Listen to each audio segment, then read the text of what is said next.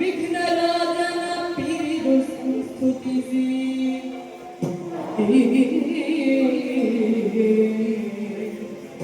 ಅಂಬುನಿದಿಯ ನಜೆಗೆ ಕೈ ಮುಗಿದು ಅಪ್ಪುಜಾನಿಯರ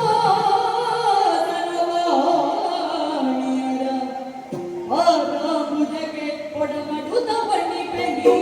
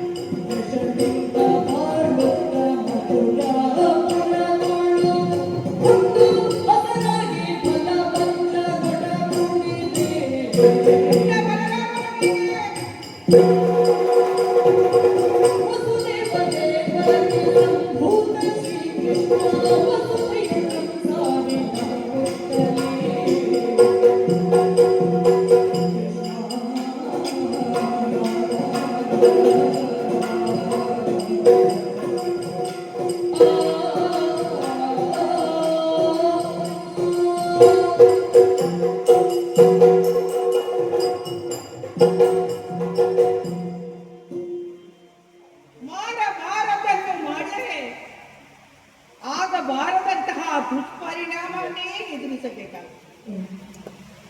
ಇದುವೇ ಮಾವ ಕಂಸನ ಅಂತ್ಯವೇ ದೃಷ್ಟಾಂತವಾಗಿದೆ.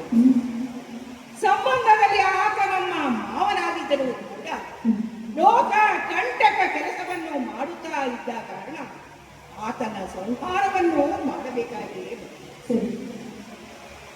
ಕಾರಾಗೃಹದಲ್ಲಿ ಹಲವು ವರ್ಷಗಳಿಂದ ಸಂಕಷ್ಟವನ್ನು ಅನುಭವಿಸುತ್ತಿರುವ ಮಾತಾಪಿತರನ್ನು ತಿಳಿಸಿದಾಗ ಅವರನ್ನು ಬಂಧಮುಕ್ತರನ್ನಾಗಿ ಮಾಡಿದಾಗ ಮನಸ್ಸಿಗಾದ ಸಂತೋಷ ಅಷ್ಟಿತ್ತಲ್ಲ.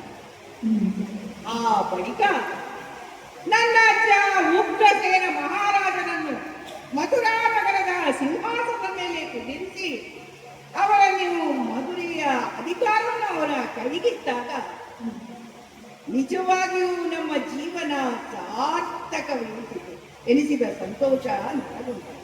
ಸರಿ, ಹಾಗಾದರೆ ಇನ್ನು ಮುಂದೆ ಏನು ಮಾಡಬೇಕು ಎಂಬುದಾಗಿ ಆಲೋಚಿಸುತ್ತಾ ಇದ್ದಾಗ ದೇವ ಮಹರ್ಷಿಗಳಾದಂತಹ ನಾರದರು ನನ್ನ ಬಳಿಗೆ ಬಂದು ಸರಿಯಾದ ಸಲಹೆ ಸೂಚನೆಗಳನ್ನು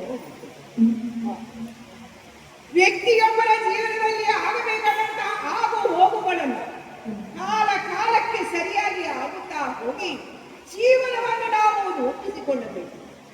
ಹಾಗಾಗಿ ಈಗ ನಿಮಗೆ ಸರಿಯಾದ ಸಮಯ ವಿದ್ಯಾಭ್ಯಾಸವನ್ನು ಮಾಡಬೇಕು. ಸರಿಯಾದ ಶ್ರೇಷ್ಠ ಗುರುವನ್ನು ಆರಿಸಿ ಅವರಲ್ಲಿ ನೀವು ವಿದ್ಯಾಭ್ಯಾಸವನ್ನು ಪಡೆಯಬೇಕಾಗಿದೆ ಎಂದು ಸೂಚನೆ ನೀಡಿದರು. ಅದಕ್ಕೆ ಸರಿಯಾಗಿ ಹಲವು ವರ್ಷಗಳವರೆಗೆ ನಮ್ಮ ಸಾಮೀಪ್ಯವೇ ಇಲ್ಲದಂತ ನಮ್ಮ ತಂದೆ ತಾಯಂದಿರು ಈಗ ಬಹಳಷ್ಟು ಸಂತೋಷದಿಂದ ಅತಿ ಹೆಚ್ಚು ನಮ್ಮ ಸಾಮೀಪ್ಯವನ್ನು ಬಯಸುತ್ತಾ ನಮಗೆ ಆಗಬೇಕಾದಂತಹ ಕೆಲಸ ಕಾರ್ಯಗಳನ್ನು ಬಹಳ ವಿಜೃಂಭಣೆಯಿಂದ ನೆರವೇರಿಸಿದರು. ನನಗೆ ಹಾಗೂ ನನ್ನ ಅಣ್ಣ ಬಲರಾಮನಿಗೆ ಬಹಳ ವೈಭವದಿಂದ ಉಪನಯವನ್ನು ನೆರವೇರಿಸಿದರು. ಯದುವಂಶದ ಗುರುಗಳಾದ ಗರ್ಗಮುನಿಯರ ಮುಖಾಂತರ ನಾವು ನಿಜತ್ವವನ್ನು ಪಡೆದುಕೊಂಡೆವು. ಹಾಗಾದ್ರೆ ನಮ್ಮ ಮುಂದಿನ ಆ ದೃಷ್ಟಿ ಸರಿಯಾದ ಗುರುಗಳಿಂದ ಗುರುಕುಲದಲ್ಲಿ ಕುಳಿತುಕೊಂಡು ವಿದ್ಯಾಭ್ಯಾಸವನ್ನು ಮಾಡಬಹುದು. ಆದರೆ ಈ ವಿಷಯವನ್ನು ನಾನು ನನ್ನ ಅಣ್ಣನಿಗೆ ಹೇಳಿದೆ. ಯಾವುದೇ ಕೆಲಸ ಮಾಡುವುದಾದರೂ ನಾವಿಬ್ಬರು ಜೊತೆಯಲ್ಲೇ ಆ ಕೆಲಸವನ್ನು ಮಾಡುವುದು. ಹಾಗಾಗಿ ಈಗಲೇ ಅಣ್ಣನನ್ನು ಕರೆದು ಈ ವಿಷಯವನ್ನು ಹೇಳಬೇಕಾಗಿದೆ. ಅಣ್ಣ ಕೃಷ್ಣ, ಒಮ್ಮೆ ಎಲ್ಲ ಘನಕಾರ್ಯಗಳನ್ನು ಮುಗಿಸಿ ವಿರಮಿಸಿದ್ದಷ್ಟೇ ಏನೋ ಗಂಭೀರವಾದ ಕಾರ್ಯಕ್ಕೆ ಸಿದ್ಧತೆ ನಡೆಸುತ್ತಿದ್ದಂತೆ ಕಾಣಿಸುತ್ತಿದೆಯಲ್ಲ, ಏನು ವಿಚಾರ ಕೃಷ್ಣ? ಅಣ್ಣ, ನಿನಗೆ ಆಶ್ಚರ್ಯವಾಯಿತೆ? ಹೌದು, ಈಗ ಅತ್ಯವಶ್ಯಕವಾಗಿ ನಿನಗೆ ಹೇಳುವಂತಹ ವಿಷಯವೊಂದು ಬಂದಿದೆ. ಏನು ಕೃಷ್ಣ? ನಿನ್ನನ್ನು ಬಿಟ್ಟು ನಾನು ಯಾವ ಕೆಲಸವನ್ನೂ ಮಾಡುವುದಿಲ್ಲ ನೋಡು. ಹೌದಲ್ಲವೇ? ನಿನ್ನನ್ನು ನನಗೆ ವಿಷಯವನ್ನು ಹೇಳಲೇಬೇಕು. ಹೌದು. ಹಾಗಾಗಿ ಅವಸರವಾಗಿ ನಿನ್ನನ್ನು ಪುನಃ ನಾನು ಹಿಂದಕ್ಕೆ ಬಂದೆ. ಗೊತ್ತಾಯ್ತು ಏನು ವಿಚಾರ ಗೊತ್ತೇ? ಏನು? ಎಂದು ನುಡಿಯಲು ಕೇಳಿ ಗಿರಿಧರ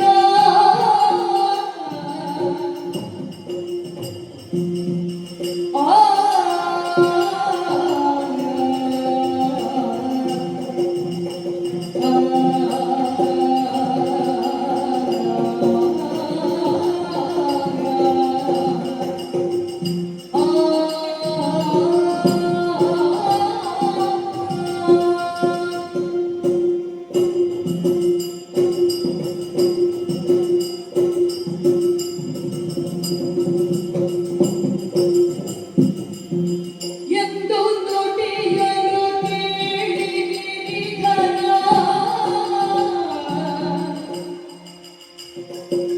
ಚಂದದಲ್ಲಿ ಮುನಿಯನ್ನು ಕಳುಹುತ್ತಾ, ಚಂದದಲ್ಲಿ ಮುನಿಯನ್ನು ಕಳುಹುತ್ತಾ,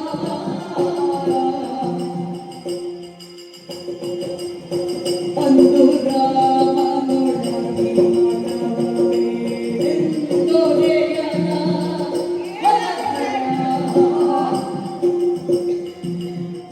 ಎಂದು ನುಡಿಯಲು ಕೇಳಿ ಗಿರಿಧರ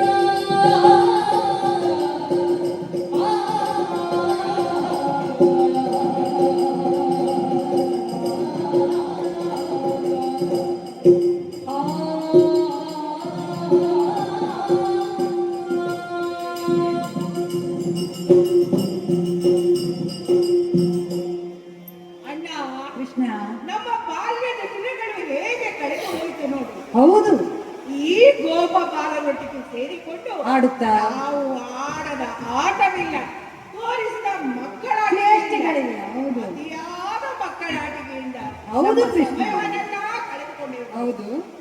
ಅದರಲ್ಲೂ ಹಾ, ಆವ ಕಂಸ ಕಳಿಸಿದ ಆ ದುಷ್ಟರು ನಮ್ಮನ್ನು ಪೀಡಿಸುತ್ತಾ ಇರುವಾಗ ಹಾ, ಅವರ ಉಪದ್ರವನ್ನು ನಿವಾರಿಸಿದು ಹಾ, ನಮಗೊಂದು ಲೀಲಾ ನಾಟಕವೇ ಆಗಿ ನೋಡು. ಅದು ನೋಡಿದೆ. ಅದರಲ್ಲಿ ಬಹಳಷ್ಟು ಲೀಲೆಯನ್ನು ಕಂಡುಕೊಂಡು. ಹೌದು. ಆದರೆ ಹಾ. ಇನ್ನು ನಮ್ಮ ಮುಂದಿನ ಸಮಯವನ್ನು ನಾವು ಏನು ಮಾಡಬೇಕು ಎಂದು ಆಲೋಚಿಸಿದಾಗ ಹಾ. ಈಗ ನಮಗೆ ವಿದ್ಯಾಭ್ಯಾಸವನ್ನು ಕಲಿಯುವ ಅತ್ಯವಶ್ಯಕ ನಮ್ಮ ಪಾಲಿಗೆ. ಹಾ, ಹಾ. ಸರಿಯಾದ ಒಬ್ಬ ಗುರುವನ್ನು ನಾವು ನೋಡಿಕೊಂಡು ಹ್ಮ್. ಅವರ ಗುರುಕುಲದಲ್ಲಿ ಇದ್ದುಕೊಂಡು ಹ್ಮ್. ನಮ್ಮ ವಿದ್ಯಾಭ್ಯಾಸವನ್ನು ನಾವು ಮುಂದುವರಿಸಬೇಕಾಗಿದೆ. ಹೌದು.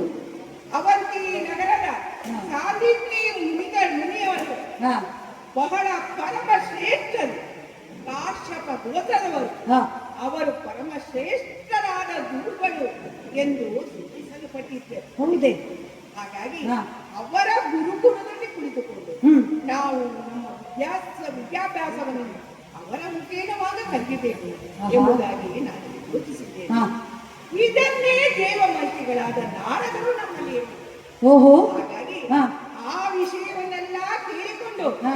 ಅಣ್ಣ, ಹಾ. ನಿನ್ನ ಬಳಿ ಹೇಳದೆ ನಾನು ಯಾವ ಕೆಲಸವನ್ನು ಮಾಡುವುದಿಲ್ಲ. ಆಹಾ. ಅಣ್ಣ, ನಿನ್ನ ಅಭಿಪ್ರಾಯವೇನು? ನಿನ್ನ ಆಲೋಚನೆಗೆ ಅರಿತುಕೊಂಡಿದ್ದೇನೆ. ಹರುಷವಾದುದು ನಾವು ಹೌದು ಕೃಷ್ಣ. ಹೇಳುತ್ತಾ, ಆ, ಆ, ಆ,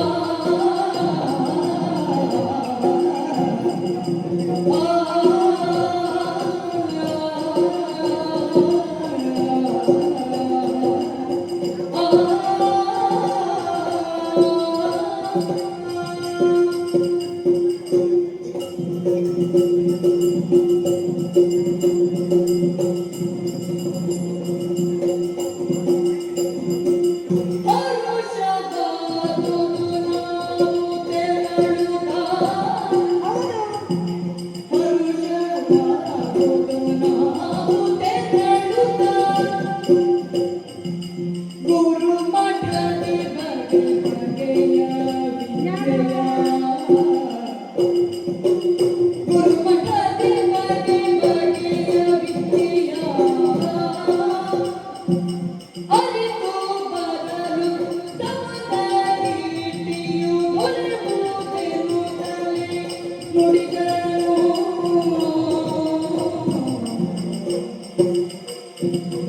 ಅರಿತು ಬರಲು ತಮದರಿಟಿಯು ದೊರೆಯುವುದೆನ್ನುತ್ತಲೇ ನುಡಿದನು. ಹರುಷವಾದುದು ನಾವು ಕೆರಳುತ್ತಾ ಗುರುಮಠದಿ ಬಗೆ ಬಗೆಯ ವಿದ್ಯೆಯ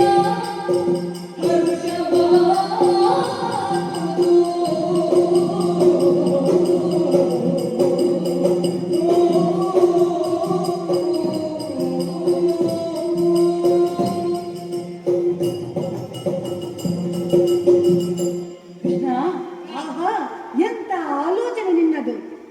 ನಾನು ಯೋಚಿಸುತ್ತಿದ್ದೆ, ನಾವೇನು ಈ ಗೋಳರೊಂದಿಗೆ ಸೇರಿಕೊಂಡು ಗೋಗಳನ್ನು ಮೇಯಿಸುತ್ತಾ ದಿನ ಕಳೆಯುವುದೇ ಹೇಗೆ ಎಂಬುದಾಗಿ. ಆ ಸಂದರ್ಭದಲ್ಲಿ ನೀನಿತ್ತ ಸೂಕ್ತ ಸಲಹೆ ಎಷ್ಟು ಸಂತೋಷ ಕೊಟ್ಟಿದೆ ಬಲ್ಲೆಯ. ನಮ್ಮ ಜೀವನ ನಿಂತ ನೀರಂತಾಗಬಾರದು ನೋಡು. ಸದಾ ಹರಿತಿರುವ ನದಿ ನೀರಂತೆ ಲೋಕಾಭಿಮುಖಿಯಾಗಿರಬೇಕು. ಹಾಗಾಗಿ ಸೂಕ್ತ ಗುರುಮಠವನ್ನು ಸೇರಿ ಜ್ಞಾನ ಸಂಪರಾದ ಗುರುಗಳಿಂದ ಜ್ಞಾನವನ್ನು ಕಲಿತು ನಾವು ಜೀವನದಲ್ಲಿ ಮುಂದೆ ಸಾಗಬೇಕು ನೋಡು. ವಿದ್ಯೆ, ಬುದ್ಧಿ, ಜ್ಞಾನ ಇವುಗಳ ವಿಕಾಸದಿಂದ ನಮ್ಮ ನೆಲೆಯನ್ನು ನಾವು ಚುಚ್ಚಿಕೊಳ್ಳಬೇಕು ಎಂಬ ನಮ್ಮ ಧ್ಯೇಯ ನನ್ನದು ಬಲವಾಗಿಯೇ ಇದೆ. ಆಗಲೇ ನಾವು ಕೀರ್ತಿಗೆ ಭಾಜನಾಗುವುದಲ್ಲವೇ ಕೃಷ್ಣ? ಮತ್ತೆ ಹಾಗೆ ತಡ, ನನ್ನ ಅಭಿಪ್ರಾಯ ತಿಳಿಸಿದದ್ದಾಯಿತು. ಅಣ್ಣ ಕಾರ್ಯಪ್ರವೃತ್ತರಾಗೋಣ. ಅಣ್ಣ, ಹಾಗಾದ್ರೆ ನನ್ನ ಸಲಹೆ ನೀನು ಒಪ್ಪಿಕೊಂಡಿದ್ದಾಯ್ತು. ಹೌದು, ಈಗ ತಡ ಮಾಡೋದು ಯಾಕೆ? ಹೌದು. ತಂದೆ ತಾಯಂದಿರಾದಂತ ವಸುದೇವ ದೇವತೆಗಳಿಂದಲೂ ಅಜ್ಜನಾದ ಉಗ್ರಸೇನ ಮಹಾರಾಜರಿಂದಲೂ ಮಹಾರಾಜರಿಗೂ ವಿಷಯವನ್ನು ತಿಳಿಸಿ ಅವರ ಆಶೀರ್ವಾದವನ್ನು ಬೇಡಿಕೊಂಡು ನಾವು ವಿದ್ಯಾಭ್ಯಾಸವನ್ನು ಮಾಡಲಿಕ್ಕಾಗಿ ಗುರುಕುಲವನ್ನು ಹುಡುಕುತ್ತಾ ಮುಂದೆ ಸಾಗೋಣ. ಬರುತ್ತಾ ಕಾಶಿ ಕ್ಷೇತ್ರ ಅಂದ್ರೆ ಭೂಲೋಕದ ಕೈಲಾಸ ಎಂದು ಕರೆಯಲ್ಪಡುವಂತಹ ಕಾಶಿ ಕ್ಷೇತ್ರಕ್ಕೆ ಬಂದು ನಿಂತಿದೆ. ಪವಿತ್ರವಾದ ಗಂಗಾ ತೀರದಲ್ಲಿ ಗಂಗಾ ನದಿಯಲ್ಲಿ ಸ್ನಾನವನ್ನು ಮಾಡಿ ಕಾಶಿ ವಿಶ್ವನಾಥನ ದರ್ಶನವನ್ನು ಪಡೆದು ಗುರುಗಳನ್ನು ಅರಸುತ್ತಾ ಮುಂದೆ ಹೋಗುತ್ತಾ ಇರುವಾಗ ಅಣ್ಣ ಅಲ್ಲಿ ನೋಡು, ಅಲ್ಲಿ ನಿಂತಿದ್ದಾರಲ್ಲ, ಆಹಾ, ಇಂಥ ತೇಜ ಪುಂಜದಿಂದ ಕಂಗೊಳಿಸುತ್ತಿರುವಂತಹ ನಮ್ಮ ಗುರುಗಳು, ಅವರೇ ನಮ್ಮ ಗುರುಗಳಾಗಿರಬೇಕು. ಇಂತಹ ಗುರುಗಳನ್ನು ಪಡೆದಂತಹ ನಾವು ನಿಜವಾಗಿಯೂ ನಾವು ಧನ್ಯ. ಅಣ್ಣ, ಹೋಗೋಣ.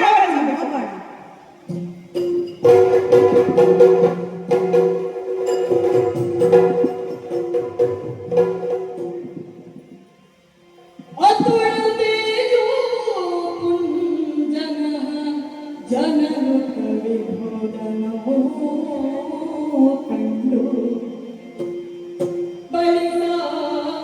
ಬಳಿಸಾರುತ್ತಲೆ ಶ್ರೀಪದಗಿರಿಗೆ ಹರಿಬರಲ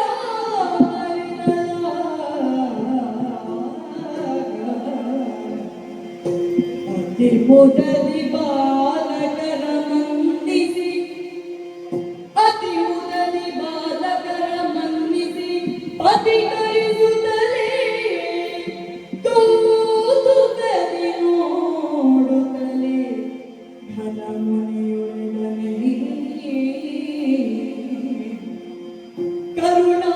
ಕರುಣಾಮೃತವ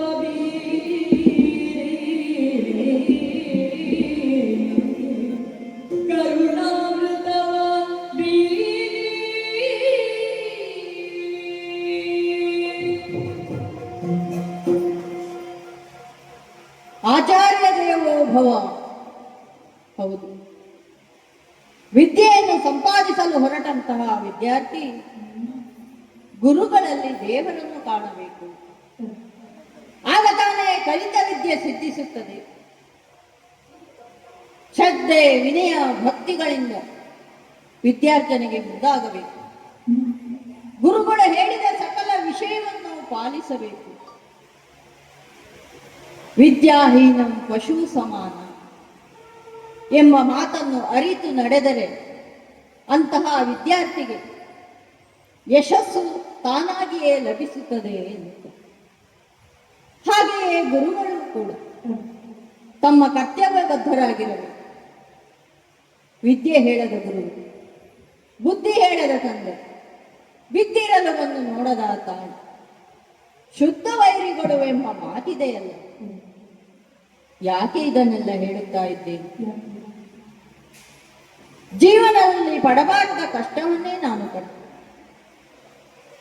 ಜೀವನಕ್ಕೆ ದಾರಿದೀಪವಾಗಿದ್ದ ಇದ್ದೊಬ್ಬ ಮಗನನ್ನು ನಾನು ಕಳೆದುಕೊಂಡೆ. ಅವನನ್ನು ಉಳಿಸಿಕೊಳ್ಳಲು ನನ್ನಿಂದ ಆಗಲಿಲ್ಲ. ಪುತ್ರ ಶೋಕಂ ನಿರಂತರಂ ಎನ್ನುವ ಹಾಗೆ ಅದೇ ಶೋಕದಲ್ಲಿ ನಿಂದು ಹೇಳುತ್ತಿರುವ ಪತ್ನಿ ಸದ್ಬೋಧಿನಿಯನ್ನು ಸಮಾಧಾನಪಡಿಸುವುದೇ ನನಗೊಂದು ಹರಸಾಹಸ ಆಗಿದೆ. ನಾನಾದರೂ ನನ್ನ ಉದ್ಯೋಗದಲ್ಲಿ ನನ್ನ ಕಳೆದು ಹೋದ ಮಗನನ್ನು ಮರೆಯುತ್ತಾ ಇದ್ದೇನೆ. ಆದರೆ ಅವಳಿಗೆ ಹಾಗಲ್ಲವಲ್ಲ. ನನ್ನಲ್ಲಿ ವಿದ್ಯಾರ್ಜನೆಗೆಂದು ಬಂದ ಮಕ್ಕಳಲ್ಲೇ ಕಳೆದು ಹೋದ ನನ್ನ ಮಗನನ್ನು ಕಾಣುತ್ತಾ ಎಲ್ಲ ದುಃಖವನ್ನು ನಾನು ಮರೆತುಕೊಳ್ಳುತ್ತೇನೆ. ನಮ್ಮಲ್ಲಿ ಕಲಿತಂತಹ ವಿದ್ಯಾರ್ಥಿಗಳು ಮುಂದೆ ಕೀರ್ತಿಭಾಜನರಾದಾಗ ನಮಗಾಗುವ ಸಂತೋಷವೇ ವರ್ಣನಾತೀತ. ನಮ್ಮ ಜೀವನಕ್ಕೆ ಅದೇ ಆಸರೆ, ಸಂತೋಷದ ನೆಲೆ ಅಂತಲೇ ಹೇಳುವುದು. ಎಂದಿನಂತೆ ವಿದ್ಯಾರ್ಥಿಗಳಿಗೆ ಪಾಠ ಮಾಡುತ್ತಾ ಕುಳಿತಿದ್ದೇನೆ. ಯಾರೋ ಇಬ್ಬರು ಬಾಲಕರು ಆ ಕಡೆಯಿಂದ ಬರುತ್ತಾ ಇದ್ದಾರಲ್ಲ, ಬಹಳ ತೇಜೋಮಯರಾಗಿದ್ದಾರೆ. ಗುರುಕುಲವರೇ, ಇದು ನಿಮ್ಮ ಪಾದಾರವಿದವಳಿಗೆ ವಂದಿಸುತ್ತಾ ಇದ್ದೆ. ಬಾಲಕರೇ, ಎದ್ದೇಳಿ. ಆವಲಿಂದ ಬಂದಿರಿ? ಯಾರು ನೀವು? ಆವಲಿಂದ ಬಂದಿರಿ, ಬಾಲಲಿಂದು ಬಾಲರೇ.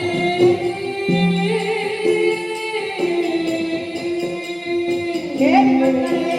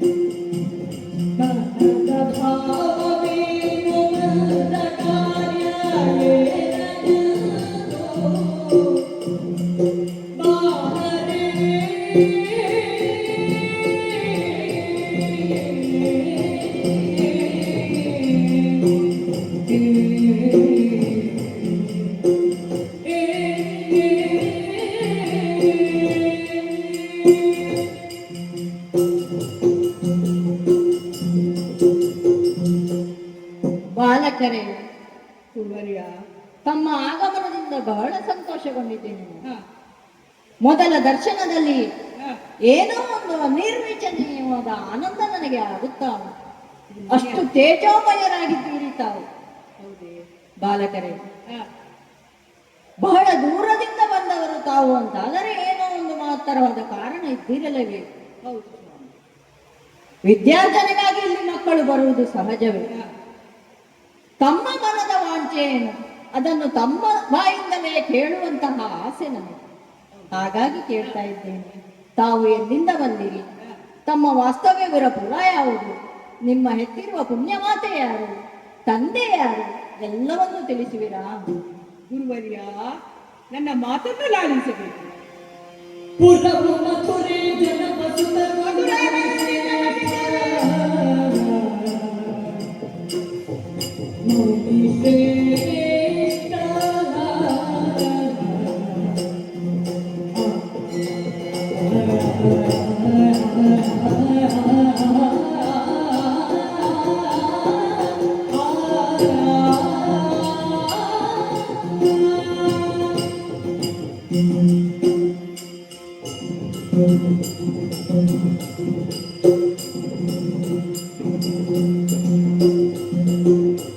ಪುರವು ಮಥುರೆ ಜನಪಸುತರು ಮೌನಿ ಶ್ರೇಷ್ಠ ಶ್ರೇಷ್ಠರಾಗಿ ಇರುವ ಬೆದರು ರಾಮಕೃಷ್ಣ ನಮ್ಮ ಹೆಸರು ರಾಮ. ಇರುವ ಬೆದರು ರಾಮಕೃಷ್ಣ ಮೌನಿ ಶ್ರೇಷ್ಠ ಗುರುವೆ ನಿಮ್ಮ ಬಗೆಯ ನರಿತು ಮೌನಿ ಶ್ರೇಷ್ಠ ವಿದ್ಯೆಗಾಗಿ ಬಂದಿದ್ದು. ಗುರುವೆ ನಿಮ್ಮ ಬಗೆಯ ನರಿತು ಮೌನಿ ಶ್ರೇಷ್ಠ ಅದಕ್ಕಾಗಿ ಬಂದಿದ್ದೇವೆ ಸ್ವಾಮಿ. ಮುದಲಿ ತೆರಳುತ್ತಲ್ಲಿ ಬಂದೆವೆಂದು ಮೌನಿ ಶ್ರೇಷ್ಠ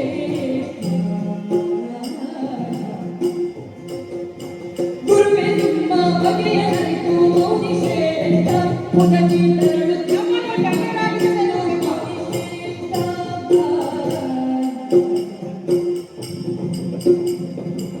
ಪುರವು ಮಥುರೆ ಜನಪಸುತರು ಶ್ರೇಷ್ಠ ಕೇಳುತ್ತಿರುವ ಬೆದರು ರಾಮಕೃಷ್ಣ ಮೌನಿ ಶ್ರೇಷ್ಠ ಮೌನಿ ಶ್ರೇಷ್ಠ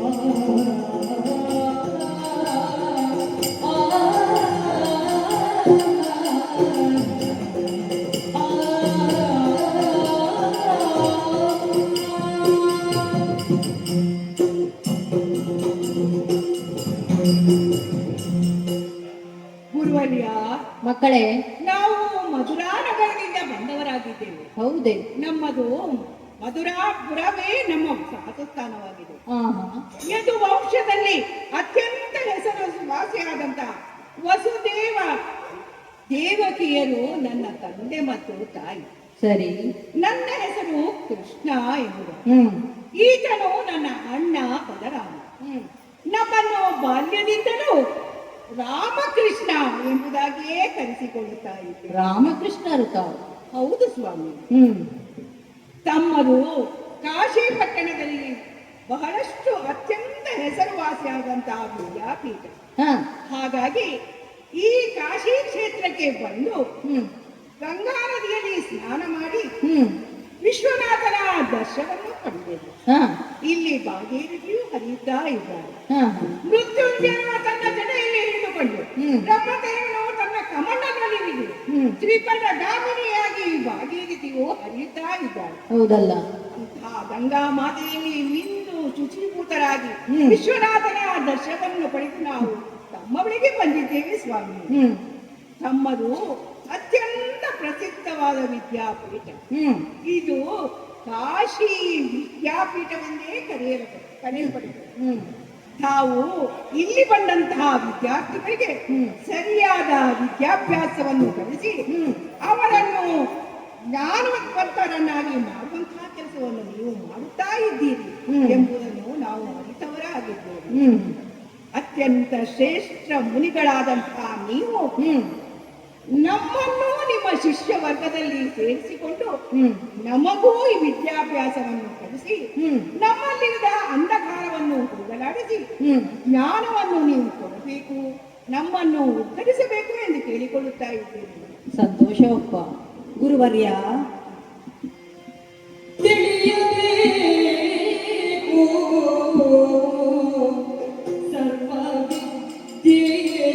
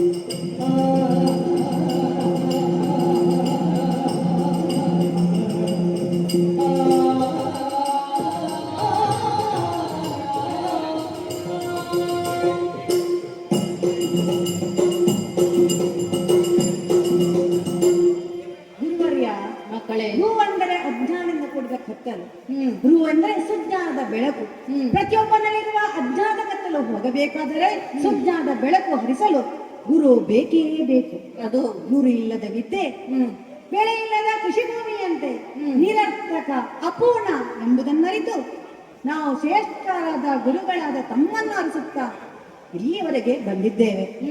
ಗುರುಗಳೇ, ಹಾ. ನಮಗೆ ಸಕಲ ವಿದ್ಯೆಗಳನ್ನು ದಾನ ಮಾಡಿ ಹಾ. ನಮ್ಮನ್ನು ಕೃತಾರ್ಥರನ್ನಾಗಿ ಮಾಡಬೇಕು. ನಾವು ಈ ಗುರುಮಠದಲ್ಲಿಯೇ ಇದ್ದು ಹ್ಮ್ ನಿಮ್ಮ ಶಿಷ್ಯತ್ವವನ್ನು ಸ್ವೀಕರಿಸಿ ಹ್ಮ್. ಈ ಆಶ್ರಮದ ನಿಯಮಗಳಿಗೆ ಬದ್ಧರಾಗಿದ್ದಿರುತ್ತೇವೆ. ಹ್ಮ್. ಅಲ್ಲದೆ ನಿಮ್ಮ ಸೇವೆ ಮಾಡುತ್ತಾ ಕೃತಾರ್ಥತೆಯನ್ನು ಪಡೆಯಬೇಕೆಂಬ ಬಲವಾದ ಹಂಬಲವೂ ನಮ್ಮಲ್ಲಿದೆ. ಹ್ಮ್ ಹಾಗಾಗಿ ನಮ್ಮನ್ನು ಹರಸಬೇಕು, ಸಕಲ ವಿದ್ಯೆಯನ್ನು ಕೊಟ್ಟು ಎಂದು ಕೇಳುತ್ತೇನೆ ಗುರುವರ್ಯ. ಸಂತೋಷವಾಯಿತು ಮಕ್ಕಳೇ.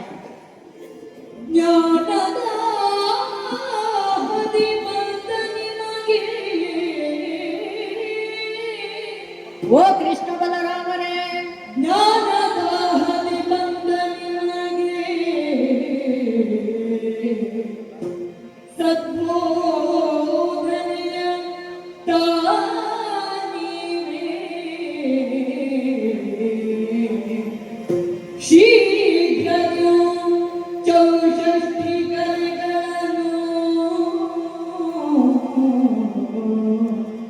ಈ ನೆಲದುಳರಿತುಕೊಳ್ಳುವಿರೆನುತ ಪತಿಕರಿಸಿ ಶಿಷ್ಯತ್ವವಿತ್ತು ಹರಸೆ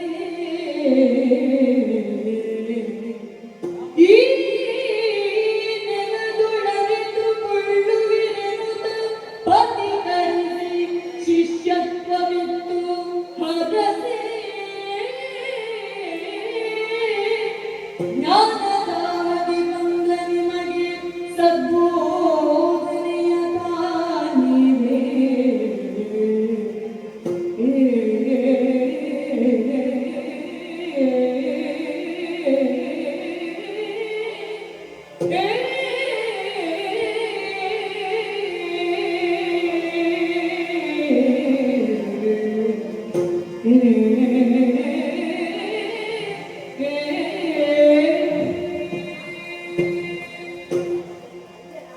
ಕೃಷ್ಣ ಬಲರಾಮರೇ, ಗುರುಗಳೇ, ನಿಮ್ಮ ಮಾತನ್ನು ಕೇಳಿ ಬಹಳ ಸಂತೋಷವಾಯಿತು ನನಗೆ. ಆ, ಕೃಷ್ಣ, ನೀನು ಮಹಿಮಾವಂತ, ಆ, ದರಗಿಳಿದು ಬಂದ ಭಗವಂತ ಅಂತ ನಾನು ತಿಳಿದಿದ್ದೆ. ಹೌದು. ವ್ಯವಹಾರ ಪ್ರಪಂಚದಲ್ಲಿ ಜನಿಸಿದಂತಹ ನೀನು ಆ, ಕೇವಲ ಎಲ್ಲರಂತೆ ನೀನು ಕೂಡ ವಿದ್ಯಾ ಸಂಪನ್ನತೆಯನ್ನು ಪಡೆಯಬೇಕೆಂದು ಇಲ್ಲಿಗೆ ಬಂದಿದ್ದು, ಆ, ಅದನ್ನು ಕೂಡ ಅರಿತಿದ್ದೇನೆ. ಆ, ನಿಮ್ಮಂತಹ ಶಿಷ್ಯರಿಗೆ ನಾನು ಗುರುವಾಗುತ್ತೇನಲ್ಲ, ಆ, ಅದಕ್ಕೆ ನನಗೆ ಬಹಳ ಹರ್ಷಾಧಿಕ್ಯವಾಗುತ್ತಾರೆ. ಹೌದೇ? ನಮ್ಮಲ್ಲಿ ಗುರುಮಠದಲ್ಲಿಯೇ ಇದ್ದು ಆ, ಎಲ್ಲ ಸಕಲ ವಿದ್ಯೆಯನ್ನು ನೀವು ಕಲಿತುಕೊಳ್ಳುವಿರಿ. ಆ, ನಾನು ಹಾಗೂ ನನ್ನ ಪತ್ನಿ ಸದ್ಬೋಧಿನಿ, ಆ, ಹಾಗೆ ವಿದ್ಯಾರ್ಜನೆಗೆ ಬಂದಂತಹ ಕೆಲವು ಮಕ್ಕಳು ಇಲ್ಲಿ ಇದ್ದಾರೆ. ನೀವು ಕೂಡ ನಮ್ಮಲ್ಲಿಯೇ ಇದ್ದು ಆ, ವಿದ್ಯಾಭ್ಯಾಸವನ್ನು ಈಗಲೇ ಪ್ರಾರಂಭಿಸಬಹುದು. ಸರಿ. ಅವಯವಗಳು ನೀರಿನಿಂದಲೂ, ಹ್ಮ್, ಮನಸ್ಸು ಸತ್ಯದಿಂದಲೂ, ಹ್ಮ್, ಜೀವನ ವಿದ್ಯೆ ಮತ್ತು ತಪಸ್ಸಿನಿಂದಲೂ ಶುದ್ಧನಾಗುತ್ತಾನೆ. ಆ, ಬುದ್ಧಿ ಜ್ಞಾನದಿಂದ ಶುದ್ಧವಾಗುತ್ತದೆ. ಹ್ಮ್, ಆತ್ಮಜ್ಞಾನಕ್ಕಿಂತ ಹೆಚ್ಚಿನ ಜ್ಞಾನ ಯಾವುದೂ ಇಲ್ಲ. ಜ್ಞಾನವನ್ನು ಸತತ ಸಾಧನೆಯಿಂದ ನಾವು ಸಾಧಿಸಬೇಕಾಗುತ್ತದೆ. ನೈತಿಕ ಮತ್ತು ಆಧ್ಯಾತ್ಮಿಕ ಶಿಕ್ಷಣವೇ ವಿದ್ಯಾಭ್ಯಾಸದ ಜೀವಾಳವಾಗಿದೆ. ಹ್ಮ್, ಆ ತಳಹದಿಯ ಮೇಲೆ ಶಿಕ್ಷಣ ಸೌಧ ನಿಂತಿದೆ. ಆ, ನೀವು ಎಲ್ಲದಕ್ಕೂ ಅರ್ಹರೇ ಆಗಿದ್ದೀರಿ, ಪ್ರತ್ಯೇಕವಾಗಿ ಹೇಳಬೇಕಾದದ್ದಿಲ್ಲ. ಸರಿ. ಆದಷ್ಟು ಕಡಿಮೆ ಸಮಯದಲ್ಲಿ ಆ, ನೀವು ಎಲ್ಲ ಚೌಷಷ್ಠಿ ವಿದ್ಯೆಗಳನ್ನು ಕಲಿತು ಪರಿಣಿತರಾಗುತ್ತೀರಿ ಎನ್ನುವಂತಹ ನಂಬಿಕೆ ನನಗಿದೆ. ಆ, ಸರಿ. ಹಾಗಾಗಿ ನಿಮಗೆ ಸಂತೋಷದಿಂದ ನಿಮಗೆ ಶಿಷ್ಯತ್ವವನ್ನು ಇಟ್ಟು ಹರಸಿದ್ದೇನೆ. ಇದ್ದೇ ಕಾರ್ಯತತ್ಪರರಾಗ ಧನ್ಯೋಸ್ಮಿ.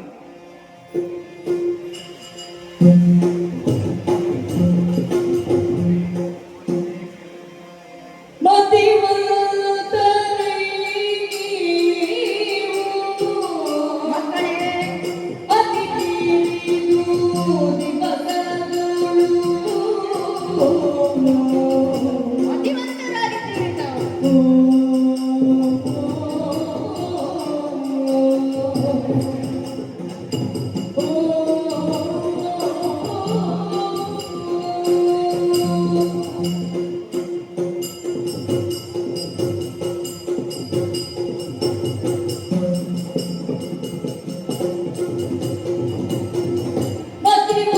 ಮತಿವಂತರೇ ನೀವು ಅತಿ ಕಿರಿದು ಸಮಯದೋಳು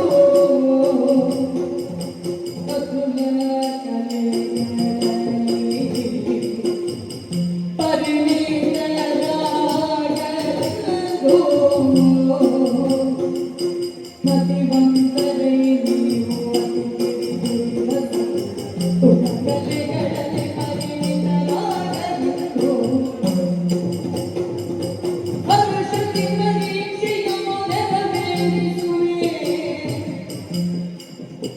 ಹರುಷದಿ ಪರೀಕ್ಷೆಯನ್ನು ನೆರವೇರಿಸುವೆ ನಾನು ಪರಿಪೂರ್ಣತೆಯ ತೋರಿಸರಿಯಾರು ನಿಮಗೆ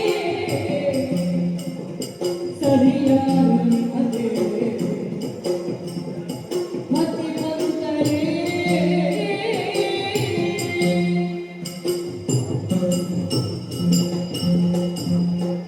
ಕೃಷ್ಣ ಬಲರಾಮರೇ, ಗುರುಗಳೇ, ಬಹಳ ಮತಿವಂತರೇ ಆಗಿದ್ದೀರಿ ನೀವು. ಬುದ್ಧಿವಂತರು. ಅತಿ ಕಿರಿದಾದ ಸಮಯದಲ್ಲಿ ಎಲ್ಲ ಅತುಲ ವಿದ್ಯೆಗಳನ್ನು ಕರಗತ ಮಾಡಿಕೊಂಡಿದ್ದೀರಿ. ಹೆಚ್ಚೇಕೆ 64 ದಿನದಲ್ಲಿ 64 ವಿದ್ಯೆಯನ್ನು ನೀವು ಸಂಪಾದಿಸಿದ್ದೀರಿ. ಬಹಳ ಸಂತೋಷವಾಗುತ್ತಾ ಇದೆ. ನಿಮ್ಮಂತಹ ಶಿಷ್ಯರಿಗೆ ನಾನು ಗುರುವಾದನಲ್ಲ, ಬಹಳ ಧನ್ಯನಾಗಿದ್ದೇನೆ. ಮಕ್ಕಳೇ, ಇದುವರೆಗೆ ನನ್ನಿಂದ ಕಲಿತ ಯಾವ ವಿದ್ಯಾರ್ಥಿಗಳು ಕೂಡ ಇಷ್ಟು ಬೇಗ ಸಾಧನೆಯನ್ನು ಮಾಡಿದ್ದಿಲ್ಲ. ನೀವು ಅದನ್ನು ಸಾಧಿಸಿ ತೋರಿಸಿದ್ದೀರಿ. ಸಂತೋಷವಾಗಿದೆ.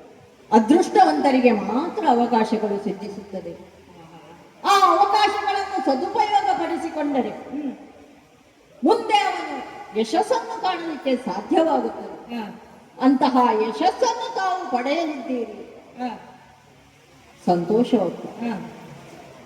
ವಿದ್ಯಾಭ್ಯಾಸದ ಕೊನೆಯಲ್ಲಿ ನೀವು ಎಷ್ಟು ವಿದ್ಯೆಯನ್ನು ಕರಗತ ಮಾಡಿಕೊಂಡಿದ್ದೀರಿ ಎನ್ನುವುದನ್ನು ತಿಳಿಯುವುದಕ್ಕಾಗಿ ಪರೀಕ್ಷೆ ಎನ್ನುವುದು ರೂಢಿಯಲ್ಲಿದೆ ಅಷ್ಟೇ. ಹಾಗೆ ಕೊಟ್ಟ ಪರೀಕ್ಷೆಯಲ್ಲಿಯೂ ಕೂಡ ನೀವು ಉತ್ತಮವಾದ ಸಾಧನೆಯನ್ನೇ ಮಾಡಿದ್ದೀರಿ. ಹಾಗಾಗಿ ನೀವು ನಿಮ್ಮ ವಿದ್ಯಾಭ್ಯಾಸ ಈಗ ಕೊನೆಯಾಗಿದೆ. ನೀವು ಕಲಿತ ವಿದ್ಯೆಯನ್ನು ತೋರಿಸುವುದಕ್ಕಾಗಿ ಬಾಹ್ಯ ಪ್ರಪಂಚ ನಿಮಗೆ ತೆರೆದಿದೆ. ಹಾಗಾಗಿ ಸಂತೋಷದಿಂದ ತಾನು ನಿಮ್ಮನ್ನು ಬೀಳ್ಕೊಡುತ್ತಾ ಇದ್ದೇನೆ. ಹೋಗಿ ಬನ್ನಿ ಮಕ್ಕಳೇ. ಗುರುವರ್ಯ, ನಾವು ನೀವು ಹೇಳಿದ ಮಾತಿಗೆ ಧನ್ಯತೆಯನ್ನು ಪಡೆದಿದ್ದೇವೆ. ಆದರೆ ನಮ್ಮದೊಂದು ಭಿನ್ನವಿದೆ ಸ್ವಾಮಿ. ಏನಪ್ಪ ಅದು? ನೋಡಿ ಕೇಳಿ ಗೋವಿಂದ ಆ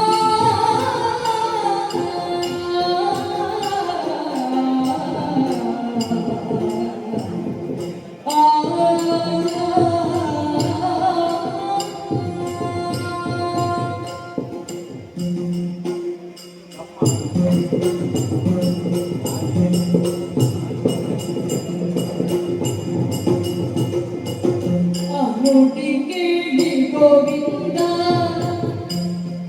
ಗುರುವಿಗೆ ಬಾಗುತ್ತಾನಂದಗೊಳ್ಳುತ್ತ ಗುರುವಿಗೆ ಬಾಗುತ್ತಾನಂದಗೊಳ್ಳುತ್ತಾ ಇದ್ದೇವೆ. ಮಾನಿಸುವುದು ಕೇಳುವೆವು, ಮಾನಿಸು ಗುರುಗೆ ಕೇಳುವೆವು, ಗುರು ದಕ್ಷಿಣೆಯನ್ನು ಬೇಡಿ ನಡೆಸುವೆವು. ಏನನ್ನು ಗುರುದಕ್ಷಿಣೆ ಕೊಡಲಿ? ಆ ನುಡಿ ಕೇಳಿ ಇಂದ ಗುರುವಿಗೆ ಬಾಗುತ್ತನಂದಗೊಳ್ಳುತ್ತದಾಗಿಂದ ಆ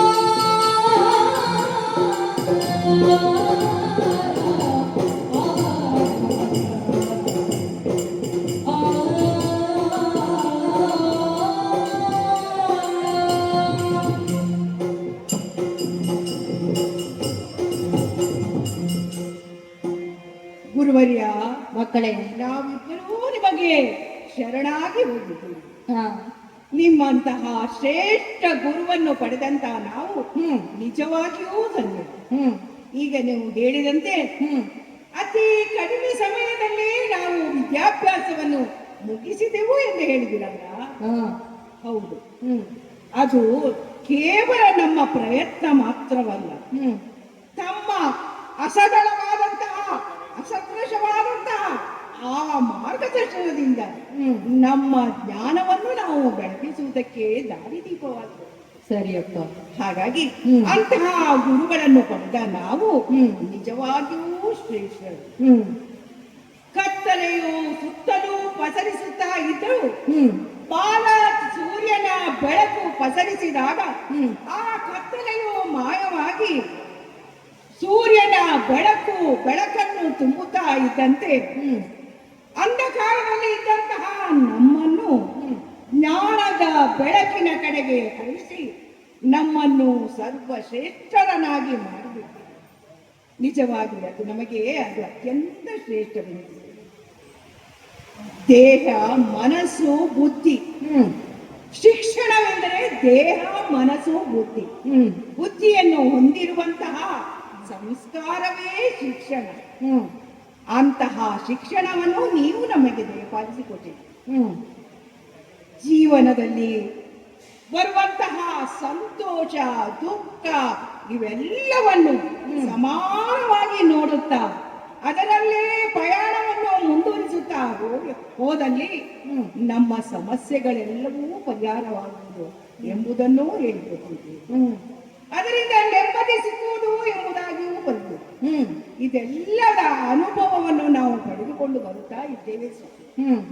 ಅಷ್ಟು ಮಾತ್ರವಲ್ಲ, ನಮ್ಮನ್ನು ಹೊಗಳುವಂತಹ ಸಾವಿರಾರು ಮಂದಿ ಜನರಿದ್ದರೂ ನಮ್ಮ ತಪ್ಪನ್ನು ತಿದ್ದಿ ನಮಗೆ ಸರಿಯಾದ ನಡತೆಯಲ್ಲಿ ನಡೆಸಿಕೊಡುವಂತಹ ಶ್ರೇಷ್ಠ ಗುರುವಿದ್ದರೆ ಅದವೇ ನಮಗೆ ಪರಮ ಶ್ರೇಷ್ಠ. ಅಂತಹ ಗುರುಗಳನ್ನು ನಾವು ಪಡೆದುಕೊಂಡು ನಮ್ಮ ವಿದ್ಯಾಭ್ಯಾಸವನ್ನು ಮುಂದುವರಿಸಿ ವಿದ್ಯಾಭ್ಯಾಸವನ್ನು ಕಲಿತುಕೊಂಡೆವು ಸ್ವಾಮಿ. ಸಂತೋಷ. ನಾವಿಬ್ಬರೂ ಅದಕ್ಕಾಗಿ ಚಿರಋಣಿಗಳಾಗಿಯೇ ಇದ್ದೇವೆ. ಆದರೆ ಒಂದು ಭಿನ್ನದ ನಿಮ್ಮಲ್ಲಿ ಏನು? ಇದುವರೆಗೆ ನಾವು ನಿಮ್ಮಲ್ಲಿ ವಿದ್ಯಾಭ್ಯಾಸವನ್ನು ಕಲಿತುಕೊಂಡು ನಿಮ್ಮ ಆರೈಕೆಯಲ್ಲೇ ನಾವಿದ್ದೇವೆ. ಹಾಗಿರುವಾಗ ಎಲ್ಲ ವಿದ್ಯೆಯನ್ನು ಕಲಿತು ಹಿಂತಿರುಗಿ ಹೋಗುವಂತಹ ಸಮಯದಲ್ಲಿ ಇದುವರೆಗೆ ಕಲಿಸಿದ ನಮ್ಮ ಗುರುಗಳಿಗೆ ಏನಾದರೂ ಒಂದು ಗುರುದಕ್ಷಿಣೆಯನ್ನು ಕೊಡಬೇಕು. ಅದನ್ನು ಕೊಡದೇ ಇದ್ದರೆ ನಾವು ಕಲಿತ ವಿದ್ಯೆಗೆ ಫಲ ದೊರಕಲಾರದು. ಹಾಗಾಗಿ ನಿಮಗೆ ನಾವು ಯಾವ ಗುರುದಕ್ಷಿಣೆಯನ್ನು ಕೊಡಬೇಕು, ಏನನ್ನು ಕೊಡಬೇಕು ಸ್ವಾಮಿ? ಅದು ಎಷ್ಟೇ ಕಷ್ಟವಾಗಿದ್ದರೂ ಅದನ್ನು ಪಡೆಯಲು ಸಾಧ್ಯವಿಲ್ಲ ಎಂಬುದಾದರೂ ಅದನ್ನು ಖಂಡಿತವಾಗಿಯೂ ನಾವಿಬ್ಬರು ತಂದು ನಿಮ್ಮ ಕಾಲ ಬುಡಕ್ಕೆ ಒಪ್ಪಿಸುತ್ತೇವೆ. ಹಾಗಾಗಿ ನಮ್ಮ ಗುರುದಕ್ಷಿಣೆ ಯಾವುದು, ನಾವು ಏನು ಕೊಡಬೇಕು ಅದನ್ನಾದರೂ ಹೇಳುವಿರಾ ಸ್ವಾಮಿ? ಕೃಷ್ಣ. ಓ ಬ್ರಹ್ಮಾಂಡಧಾರೆ,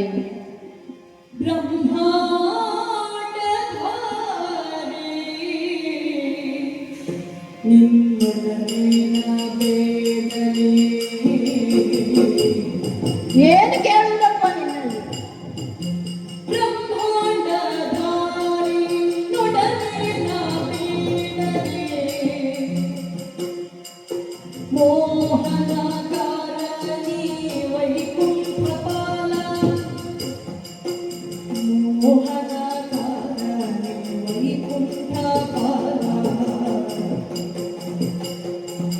ಮೋಹವೇ ತನಗಿಲ್ಲ ಶಿಷ್ಯನಾಗುವ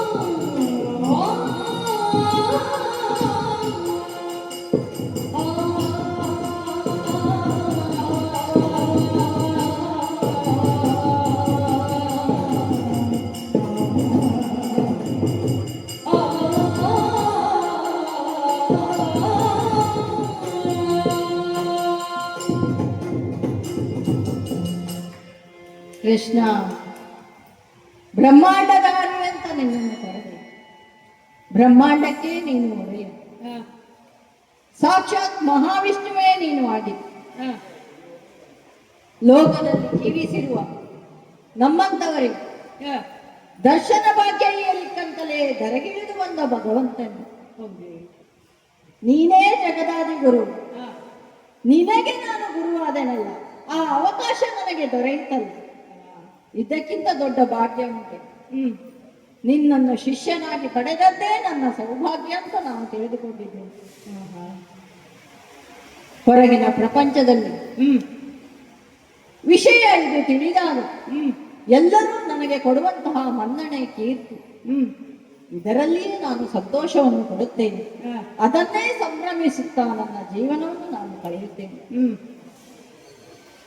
ಕೃಷ್ಣ, ನನ್ನ ಈ ಬೋಧನಾ ಕೈಂಕರ್ಯವನ್ನೇ ಮುಂದುವರಿಸಿಕೊಂಡು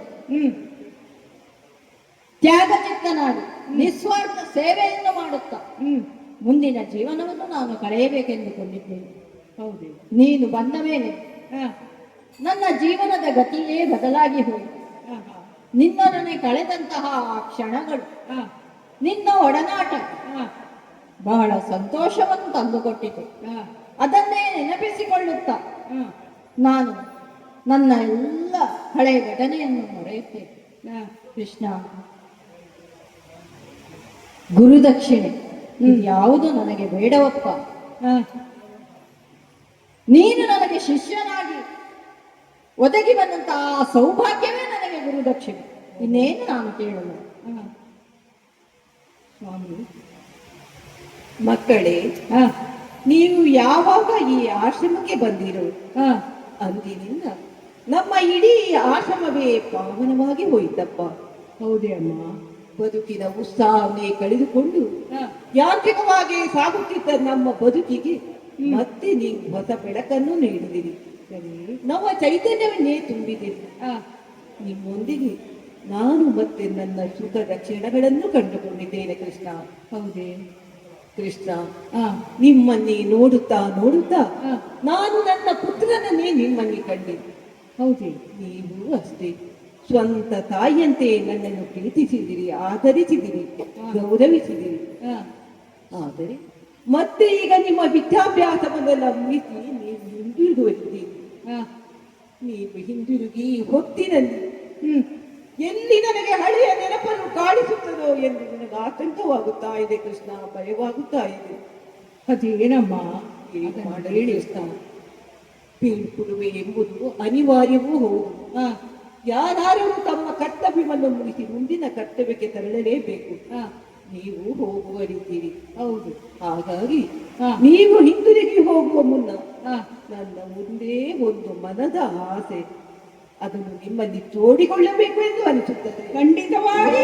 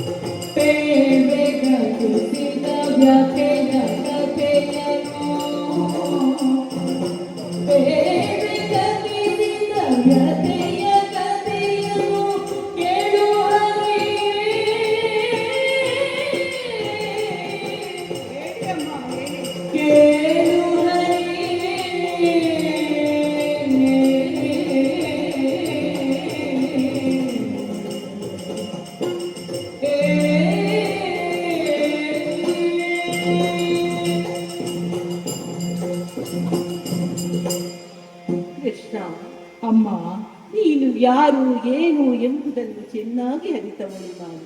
ಹ, ನೀನು ಜಗತ್ತಿಗೆ ಒಡೆಯ, ಜಗತ್ತನ್ನು ಪಾಲಿಸುವುದು ಹೊಡೆಗುವುದು ಮಹಿಮಾವಂತನೇ ಇತ್ತು. ಹ, ಅದು ಏನು ಪುಣ್ಯವು, ಅದು ಏನು ಭಾಗ್ಯವು. ವಿದ್ಯಾಭ್ಯಾಸ ನಿಮಿತ್ತ ನೀವು ಇಲ್ಲಿಗೆ ಆಗಮಿಸಿದ್ದೀರಿ ಎಂದು ನಾನು ಭಾವಿಸಿದ್ದೇನೆ ಕೃಷ್ಣ ಮಗು. ಹಾಗಾಗಿ ನಾನು ನಿರಂತರ ಪಡುವ ನನ್ನ ಬವಣೆಯನ್ನು ನಿನ್ನಲ್ಲಿ ಬಿತ್ತರಿಸಿದೆ ಎಂದಾದರೆ ನೀನು ಅದನ್ನು ಪರಿಹರಿಸುವಿ, ದೂರ ಮಾಡುವೆ ಎಂದು ನಂಬಿದ್ದೇನೆ ಕೃಷ್ಣ. ಖಂಡಿತವಾಗಿ ಹೊಸತು. ಕೃಷ್ಣ, ಹೇಳಿ ನನ್ನ ದುಃಖಕ್ಕೆ ಕಾರಣವೇನೆಂದು ಬಲ್ಲೆಯಾ ಮಗು? ಏನದು? ಇದ್ದ ನೋಡುವ ಸುಪುತ್ರ ಇತ್ತ ನಿಮಗೆ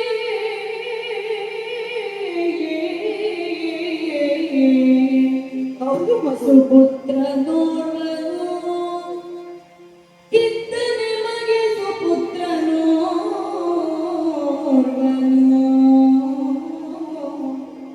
ಮುದ್ದು ಮುದ್ದಾಗಿರಲು ಸೌಖ್ಯ ಸಮೃದ್ಧಿಯೊಳು, ಸೌಖ್ಯ ಸಮೃದ್ಧಿಯೊಳು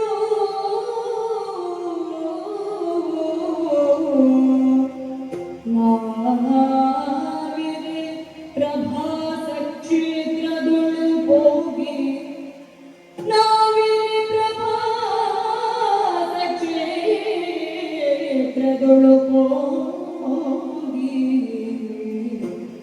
ಶುದ್ಧಿಗಾಗಿ ಜಳಕದೊಳಿರೆ ಸುತ್ತಲಿದ್ದಕ್ಕಿದ್ದಂತ ಶರಧಿಯೊಳು ಬಿದ್ದನು, ಹೀಗಿರಲಿಬಿತು ಕೊರಗುವೆನು ಮನದೊಳಗೆ, ಕೊರಗುವೆನು ಮನದೊಳಗೆ,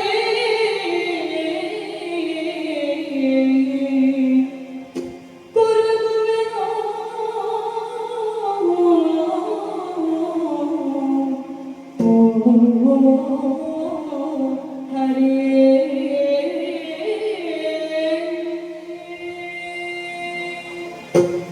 ಕೃಷ್ಣ, ಅಮ್ಮ, ಹಲವು ಕಾಲ ಮಕ್ಕಳಿಲ್ಲದೆ ಕೊರಗುತ್ತಿದ್ದ ನಮಗೆ ಹ, ಅದು ಏನು ಭಗವಂತನ ಮಹಿಮೆಯೋ ಎಂಬಂತೆ ಪ್ರಸಾದ ರೂಪವಾಗಿ ಮುದ್ದಾದ ಮಗನೊಬ್ಬ ಜನಿಸಿದ್ದ. ಹೌದೇ? ಹೌದು ಕೃಷ್ಣ, ನಮ್ಮ ಸರ್ವಸ್ವವೇ ಅವನೇ ಆಗಿದ್ದ, ಹ, ನಮ್ಮ ಬಾಳಿಗೆ ಬೆಳಕಾಗಿದ್ದ ಕೃಷ್ಣ. ಓಹೋ, ನಮ್ಮ ವಂಶದ ಕೀರ್ತಿಯನ್ನು ಮುಂದಕ್ಕೆ ಒಯ್ಯುವ ನಮ್ಮ ವಂಶೋದ್ಧಾರಕನೇ ಆಗಿದ್ದ. ಓಹೋ. ಆ, ಏನು ಮಾಡಲಿ ಕೃಷ್ಣ? ಏನಾಯ್ತು? ಅದೆಂತಹ ದುರ್ವಿಧಿ ನೋಡು. ಅಂತ ಸುಪುತ್ರನನ್ನು ಉಳಿಸಿಕೊಳ್ಳುವ ಭಾಗ್ಯವೇ ನಮಗಿರಲಿಲ್ಲ ಕೃಷ್ಣ, ನಮಗಿರಲಿಲ್ಲ. ಏನಾಯ್ತಮ್ಮ, ಏನಾಯ್ತು? ಕೃಷ್ಣ, ಆತ ಹಿಂತಿರುಗಿ ಹೋದ ಆ ಕ್ಷಣವನ್ನು ನೆನೆಸಿದಾಗ ಹ, ನನ್ನಿಂದ ದುಃಖ ತಡೆಯಲಾಗುವುದಿಲ್ಲ ಮಗು. ಹ, ಮಗು, ಅದೊಂದು ದಿನ ಪ್ರಭಾಸ ಕ್ಷೇತ್ರಕ್ಕಾಗಿ ಹ, ಯಾತ್ರಾ ಸಂದರ್ಶನಕ್ಕಿಂತ ಹೋದಲ್ಲಿದ್ದೆವು. ಸರಿ. ಅಲ್ಲಿನ ಆ ಪುಣ್ಯ ಶರದಿಯಲ್ಲಿ ಹ, ತೀರ್ಥ ಸ್ಥಾನಕ್ಕಾಗಿ ನಾವೆಲ್ಲರೂ ಜೊತೆಯಾಗೇ ಇರಿದ ಸಂದರ್ಭ. ಹ, ಇದ್ದಂತೆ ನಾವು ನೋಡುತ್ತಿದ್ದಂತೆ ಹ. ನಮ್ಮ ಕಣ್ಣೆದುರೇ ನೀರಿನಲ್ಲಿ ಬಿದ್ದು ಮುಳುಗಿದ ಕೃಷ್ಣ, ಮುಗಿದ ನೀರಲ್ಲಿ ಮುಳುಗಿಯುವುದು. ಹೌದು ಮಗು. ಇದ್ದ ಒಬ್ಬನೇ ಮಗ, ಹ, ವಂಶೋದ್ಧಾರಕನಾಗಿದ್ದ ಹ, ನಮ್ಮ ಮುಪ್ಪಿನ ಕಾಲದಲ್ಲಿ ನಮಗೆ ಆಸರೆಯಾಗಬೇಕಾಗಿದ್ದ ಮಗನನ್ನು ಕಳೆದುಕೊಂಡು ನಾವು ಅನಾಥರಾಗಿಯೇ ಹೋದೆವು ಕೃಷ್ಣ, ಅನಾಥರಾಗಿಯೇ ಹೋದೆವು. ಹ. ಹೌದು. ನಮ್ಮ ದಿನವೇನು ಯಾಂತ್ರಿಕವಾಗಿ ನಡೆಯುತ್ತಿದೆ. ಹ, ಆದರೆ ಏನು ಮಾಡಲಿ ಕೃಷ್ಣ, ಆತನನ್ನು ಎಷ್ಟು ಮರೆಯಬೇಕೆಂದರೂ ನನ್ನ ಸಾಧ್ಯವಾಗುತ್ತಿಲ್ಲ. ವರ್ಷಗಳು ಹಲವು ಉಳಿದವು, ಮರಳಿ ಬರಲಿಲ್ಲ ನನ್ನ ಮಗ ಕನ್ನ. ಏನು ಮಾಡಲಿ ಕೃಷ್ಣ, ಪುತ್ರ ಶೋಕ ಎನ್ನುವುದು ನಿರಂತರವಲ್ಲವೇ? ಖಂಡಿತವಾಗಿ. ಸಾಧ್ಯವಾಗುತ್ತಿಲ್ಲ ಕೃಷ್ಣ. ಹ, ಅದಕ್ಕಾಗಿ ನಿನ್ನಲ್ಲಿ ನನ್ನದೊಂದು ಅಭಿಲಾಷೆ ನಡೆಸಿಕೊಡುತ್ತೀಯ? ಅಮ್ಮ, ಚಿಂತೆಯನ್ನು ಬಿಡಿ ನೀವು. ಮಾತೆ ಮನದಲ್ಲಿ ವ್ಯಾಕುಲವಿದೆ.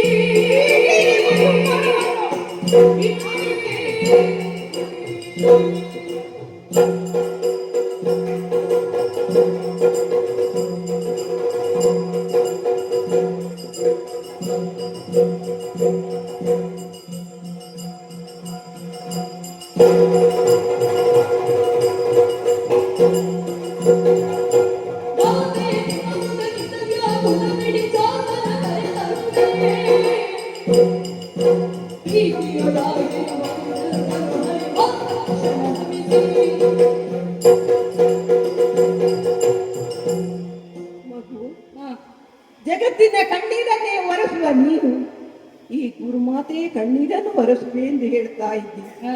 ಮಗು, ಆ ನನ್ನ ಕಳೆದುಕೊಂಡ ಮಗನನ್ನು ಮತ್ತೆ ನನ್ನ ಮಡಿಲಿಗೆ ಒಪ್ಪಿಸುವುದು ಸಾಧ್ಯವೇ? ಹೇಳು ಕೃಷ್ಣ, ಹೇಳು. ಅಮ್ಮ, ಈ ಕೃಷ್ಣನಲ್ಲಿ ಏನನ್ನು ಕೇಳ್ತಾರೆ? ಇದುವರೆಗೆ ನೀವು ಚಿಂತೆಯನ್ನು ಮಾಡ್ತಾ ಇದ್ದೀರಿ.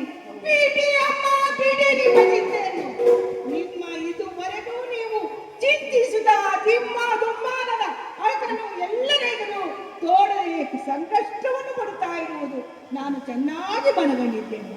ಹಾಗಾಗಿ ಯಾವಾಗ ನೀವು ನನ್ನ ಎದುರು ಈ ವಿಷಯವನ್ನು ತಿಳಿಸಿದಿರೋ ಖಂಡಿತವಾಗಿ ಅವರಿಗೆ ಪರಿಹಾರವನ್ನು ಒದಗಿಸಿಕೊಡುವನು ಈ ರಾಮಕೃಷ್ಣನು. ಅದನ್ನು ನೆನಪಿನಲ್ಲಿಟ್ಟುಕೊಳ್ಳಿ ಅಮ್ಮ. ನಿಮ್ಮ ಆರೈಕೆಯಲ್ಲೇ ನಾವು ಇದುವರೆಗೆ ಇದ್ದವರು. ನಾವು ತಾಯಿಯ ಪ್ರೇಮವನ್ನು ಇದ್ದು ನಮ್ಮನ್ನು ಆರೈಕೆ ಮಾಡಿದ್ದೀವಿ. ಅವರಿಗೆ ಸರಿಯಾದ ಉಪಕಾರವನ್ನು ನಾವು ಕೊಡಬೇಕು, ನಾವು ಗುರುದಕ್ಷಿಣೆಯನ್ನು ಕೊಡಬೇಕು ಎಂಬುದಾಗಿ ನಾವು ಗುರುಗಳನ್ನು ಕೇಳಿದರೆ ಗುರುಗಳು ನಮಗೆ ಏನನ್ನೂ ಹೇಳುವುದಿಲ್ಲ. ಆದರೆ ಸಕಾಲದಲ್ಲಿ ನೀವು ಆ ವಿಚಾರವನ್ನು ಒಂದು ವೇಳೆ ನೀವು ಈ ವಿಷಯವನ್ನು ನನ್ನಲ್ಲಿ ಹೇಳದೇ ಇರುತ್ತಿದ್ದರೆ ನಾವು ಹಿಂತಿರುಗಿ ಹೋದ ಬಳಿಕ ದೊಡ್ಡ ಪ್ರಮಾದಕ್ಕೆ ಸಿಕ್ಕಿ ಬೀಳುತ್ತಿದ್ದೇವಮ್ಮ, ಸಿಕ್ಕಿ ಬೀಳುತ್ತದೆ. ಹಾಗಾಗಿ ಒಳ್ಳೆಯ ಸಂದರ್ಭದಲ್ಲಿ ನಿಮ್ಮ ಈ ಚಿಂತೆಯನ್ನು ನಮ್ಮ ಮುಂದೆ ಹುಟ್ಟಿದೆ. ಹಾಗಾಗಿ ಅಮ್ಮ, ಇನ್ನು ಖಂಡಿತವಾಗಿಯೂ ನೀವು ತಿಳಿಸಿ, ಇಲ್ಲಿಗೆ ನಿಮ್ಮ ಚಿಂತೆ ಮುಗಿಯಿತು. ನಿಮ್ಮ ಮಗನನ್ನು ಯಾರು ಅಪಹರಿಸಿದರು ಅವರನ್ನು ತಂದು ನಿಮ್ಮ ಕಾಲ ಬುಡಕ್ಕೆ ತಂದು ಹಾಕ್ತೇನಮ್ಮ. ನಿಮ್ಮ ಮಗನನ್ನು ನಿಮಗೆ ತಂದು ಕೊಡುತ್ತೇನೆ. ಆ ಮೃತ್ಯುಂಜನ ಡಬಡೆಯಲ್ಲಿದ್ದರು ಹುಡುಕಿ ಎಳೆದು ತಂದು ನಿಮ್ಮ ಬುಡಕ್ಕೆ ಹಾಕ್ತೇನೆ. ಅಷ್ಟು ಮಾತ್ರವಲ್ಲ, ಸಮುದ್ರದ ಆಳದಲ್ಲಿದ್ದರು ನಿಮ್ಮ ಮಗನನ್ನು ನಿಮಗೆ ತಂದು ಒಪ್ಪಿಸುತ್ತೇನಮ್ಮ. ಖಂಡಿತವಾಗಿಯೂ ನೀವು ಧೈರ್ಯದಿಂದಿರಿ. ಇನ್ನು ಚಿಂತಿಸುವ ಕಾಲ ಮುಗಿಯಿತು. ನಿಮ್ಮ ಕೆಲಸವನ್ನು ನಾವು ಮಾಡಿಕೊಡುತ್ತೇವೆ. ನಮ್ಮನ್ನು ಆಶೀರ್ವದಿಸಿ ನಮ್ಮನ್ನು ಕಳಿಸಿಕೊಡಿ. ಅಮ್ಮ, ನಿಮ್ಮ ಹರಕೆ ಬಲ ಒಂದಿದ್ದರೆ ಸಾಕು. ಹರಕೆಯ ಬಲವು ಸಿಕ್ಕರೆ ರಕ್ಷೆಯು.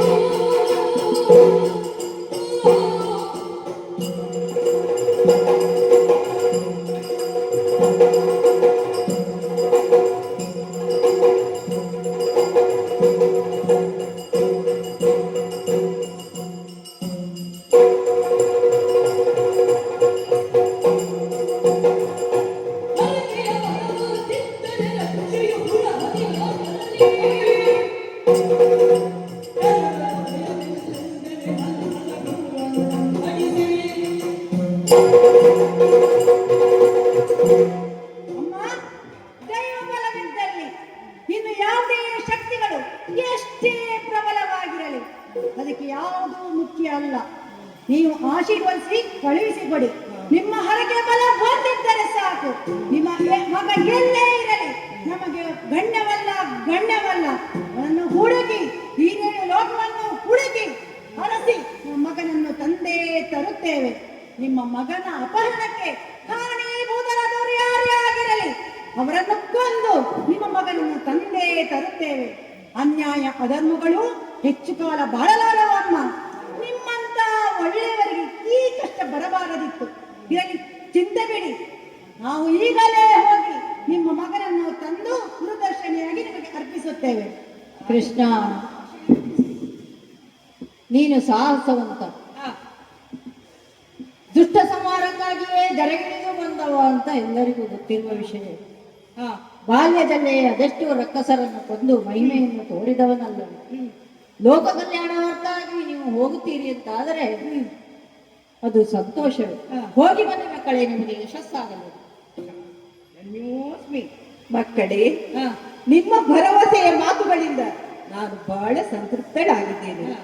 ಹೋಗಿ ಬನ್ನಿ ಮಕ್ಕಳೇ, ನಿಮಗೆ ಶುಭವಾಗಲಿ. ಅಮ್ಮ, ಚಿಂತೆಯನ್ನು ಬಿಟ್ಟು ನೆಮ್ಮದಿಯಿರಿ. ಖಂಡಿತವಾಗಿಯೂ ನಾವು ನಿಮ್ಮ ಮಗನನ್ನು ತಂದು ಕೊಡುತ್ತೇವೆ.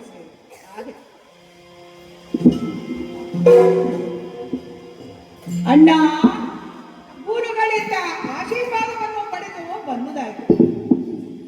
ಅವರ ಆಶೀರ್ವಾದವೇ ಶಿರದಲ್ಲಿ ವಹಿಸಿಕೊಂಡು ಗುರುದಕ್ಷಿಣೆಯ ರೂಪವಾಗಿ ಅವರ ಮಗನನ್ನೇ ಅವರಿಗೆ ತಂದು ಒಪ್ಪಿಸಬೇಕು ಎಂದು ನಿಶ್ಚಯಿಸಿದವರು ನಾವು.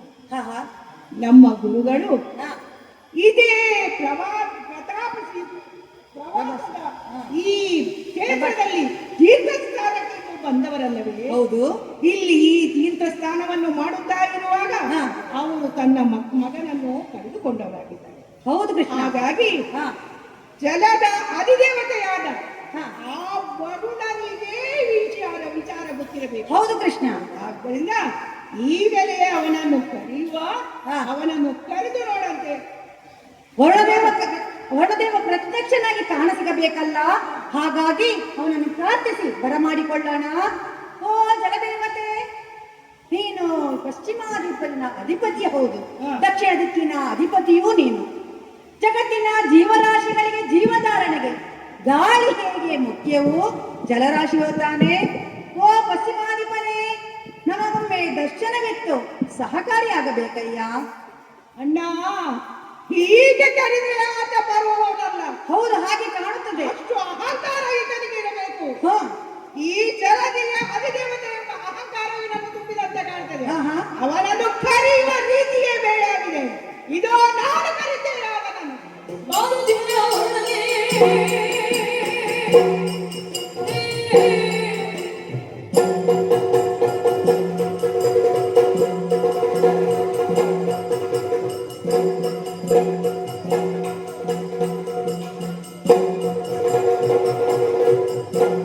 ಬಾಲದಿವ್ಯ ವರ್ಣನೆ ಮದು ಬೇರೆ ಒಬ್ಬರು ಮುರಿಬೇಕು.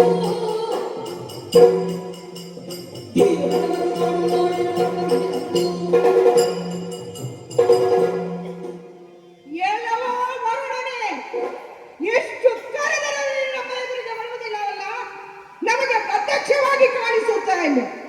ಅಷ್ಟು ಅದಕ್ಕೆ ನಿನಗೆ ಇಷ್ಟು ಕರೆದರೂ ಬಾರದೇ ಇರುವಾಗ ನಿನಗೆ ಅಹಂಕಾರ ತುಂಬಿ ಹೋಗಿದೆ ಎಂದು ಭಾವಿಸ್ತಾ ಇದ್ದೇನೆ. ಯಾಕೆ ಈ ಅಹಂಕಾರ? ಈ ಜಲದ ಈ ಅಂಬುದಿಯ ಅಧಿದೇವತೆ ನೀನು ಎಂಬ ಅದಟು ನಿನ್ನಲ್ಲಿ ತುಂಬಿದೆ ಕಾಣುತ್ತದೆ. ಇದು ಒಳ್ಳೆ ಮಾತಿನಲ್ಲಿ ಹೇಳ್ತೇನೆ, ಒಳ್ಳೆ ಮಾತಿನಲ್ಲಿ ನಮ್ಮ ಎದುರು ಬರುವುದಿಲ್ಲ. ಇಲ್ಲದಿದ್ದರೆ ನಿನ್ನ ಗರ್ವವನ್ನು ಕ್ಷಣ ಮಾತ್ರದಲ್ಲಿ ಹೊರದು ನಿನ್ನನ್ನು ನಮ್ಮ ಎದುರು ತಂದಿದ್ದೇನೆ. ಏನಪ್ಪ ಏನಾಶ್ಚರ್ಯ ವರುಣ, ಯಾವ ರೀತಿ ನೀ ಅಡಗಿ ಕುಳಿತುಕೊಳ್ಳುತ್ತಿದ್ದೆ?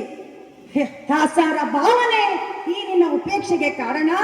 ಹಾಗೇನಾದರೂ ನಿನ್ನ ಮನದಾಳದಲ್ಲಿ ಇರುವುದೆಂದಾದರೆ ಈಗಲೇ ನಿನ್ನ ಗರ್ವವನ್ನು ಮುರಿಯುತ್ತೇನೆ. ಆಗ ನಮ್ಮ ಬಲದ ಪರೀಕ್ಷೆ ನಿನಗಾಗೋದು. ನೀನು ಅಡಗಿ ಕುಳಿತು ಈ ರೀತಿ ತಾಸಾರ ಭಾವ ತೋರಿಸಿದ್ರೆ ಆ ಚತುರತೆ ನಮ್ಮಲ್ಲಿ ನಡೆಯುವುದು ವರುಣ, ನಮ್ಮಲ್ಲಿ ನಡೆಯುವುದು. ಮೇಲೆ ಬಂದರೆ ಲೇಸು, ಬಾ ಮೇಲೆ. ಬಾ ಮೇಲೆ, ಬಾ.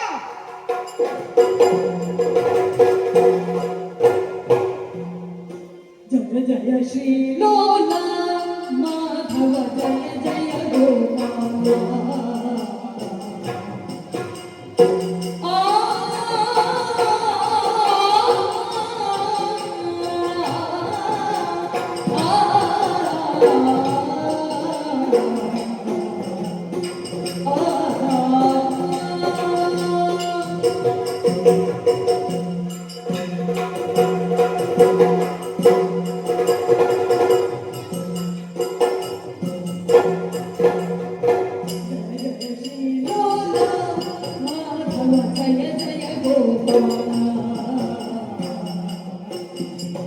ಜಯ ಜಯ ದಾಮೋದರ ಭಗವಾನ,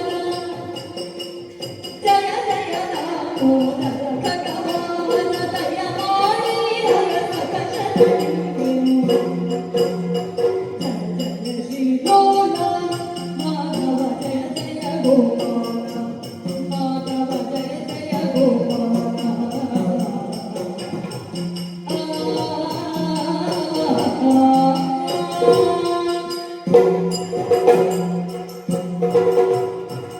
ಜಯ ಜಯ ಜಯ ಜಯ ದೇವ ದೇವೋತ್ತಮ, ಸಕಲ ಜೀವಿಗಳ ಜಗದಾಧಿಪತಿ ದೇವ ಶ್ರೀ ಕೃಷ್ಣ ಬಲರಾಮರು, ನಿಮ್ಮ ಜೀವನದಿಂದ ನಾನು ಪುನೀತನಾದಿ ದೇವ. ನೀವು ಬಂದದ್ದು ತಿಳಿಯದೆ ನಾನು ಮಾಡಿದ ದೊಡ್ಡ ತಪ್ಪಾಯಿತು ದೇವ.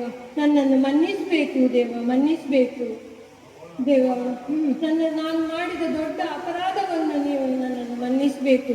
ನೀವು ತಿಳಿಯದೆ ನಾನು ಹಾಗೆ ಮಾಡಿದೆ ದೇವ. ನೀವುಂಟಾದರೆ ನಾನು ಆಗಲೇ ಬರುತ್ತಿದ್ದೆ ದೇವ. ಯಾರೋ ಬಂದದಂತೆ ಎನಿಸಿ ನಾನು ಬರಲಿಲ್ಲ ದೇವ. ದೇವ, ನನ್ನಿಂದ ಏನಾಗಬೇಕು? ನನ್ನನ್ನು ನಿಮ್ಮ ಸೇವೆಯನ್ನು ಮಾಡುವ ಭಾಗ್ಯ ನನಗೆ ಕೊಡಿ ದೇವ. ನನ್ನನ್ನು ಮನ್ನಿಸಬೇಕು ದೇವ, ನನ್ನನ್ನು ಮನ್ನಿಸಿ. ಈಗ ನೀನು ಬಂದೆ ಅಲ್ಲ ಮೇಲೆ, ಹೌದು. ಬಹಳ ಸಂತೋಷ ಆಯ್ತು.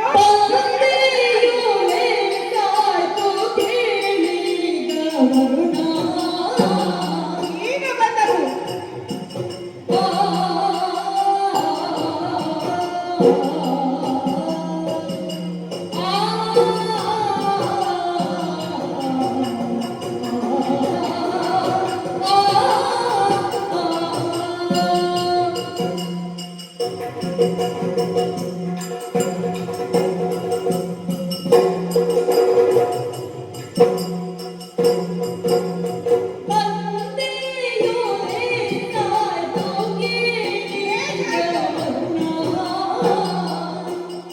ಬಂದೇ ಅಲ್ಲ ಈಗ.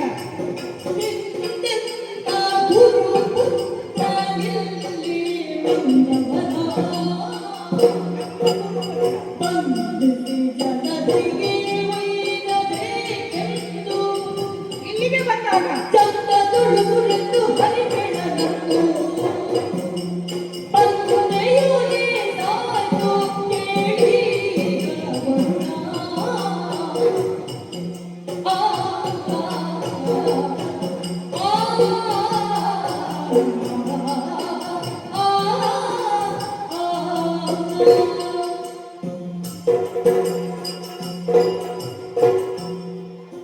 ವರುಣ, ದೇವ, ಈಗ ನಾವು ಬಂದೇ ಅಲ್ಲ.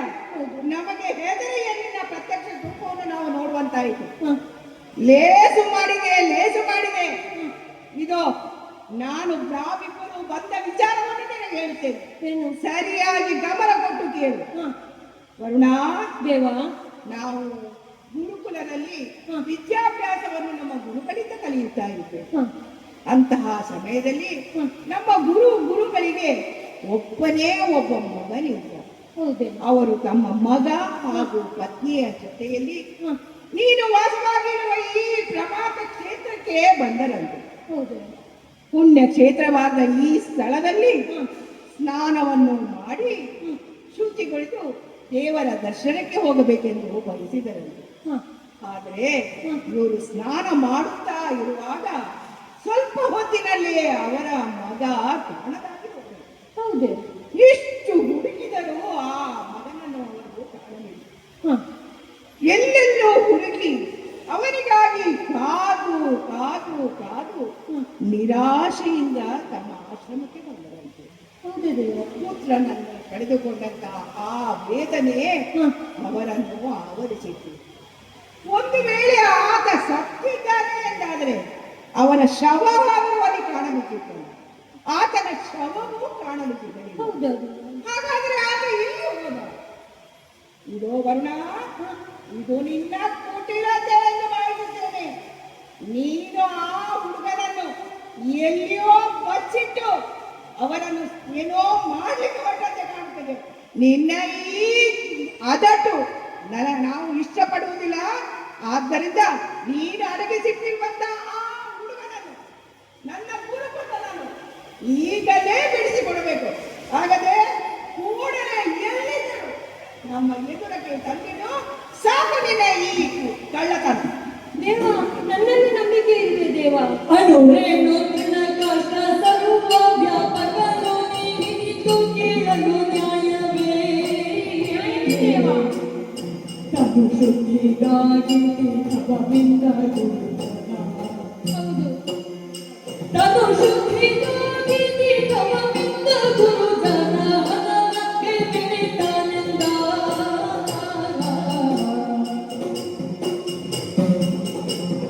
ಅನುರೇಣು ಕಷ್ಟ ಸರ್ವ ವ್ಯಾಪಕನು ನೀನಿತು ಕೇಳಲು ನ್ಯಾಯವೇ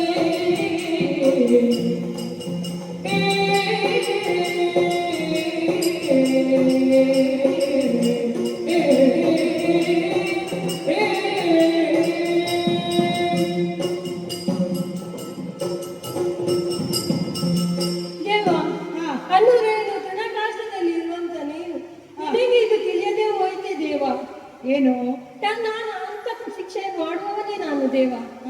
ನಾನು ನನ್ನಿಂದ ಅದು ಯಾವ ತಪ್ಪು ಆಗಿಲ್ಲ ದೇವ. ನಾನು ಏನೂ ಮಾಡಲಿಲ್ಲ. ಈ ವಾರದಿಯಲ್ಲಿ ಎಷ್ಟೋ ಜನ ಪುಣ್ಯ ಸ್ನಾನವನ್ನು ಮಾಡಲು ಬರುವವರಿದ್ದಾರೆ.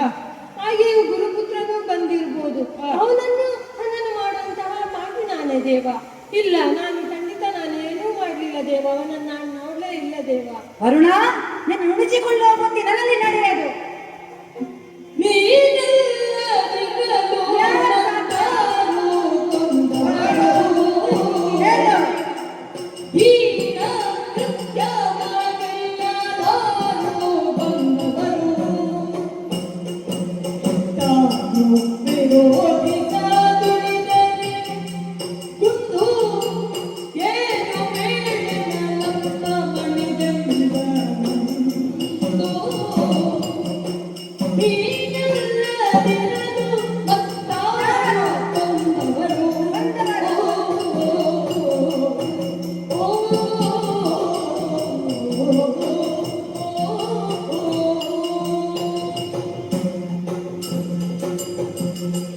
ವರುಣ, ಸಾಕು ಮಾಡು.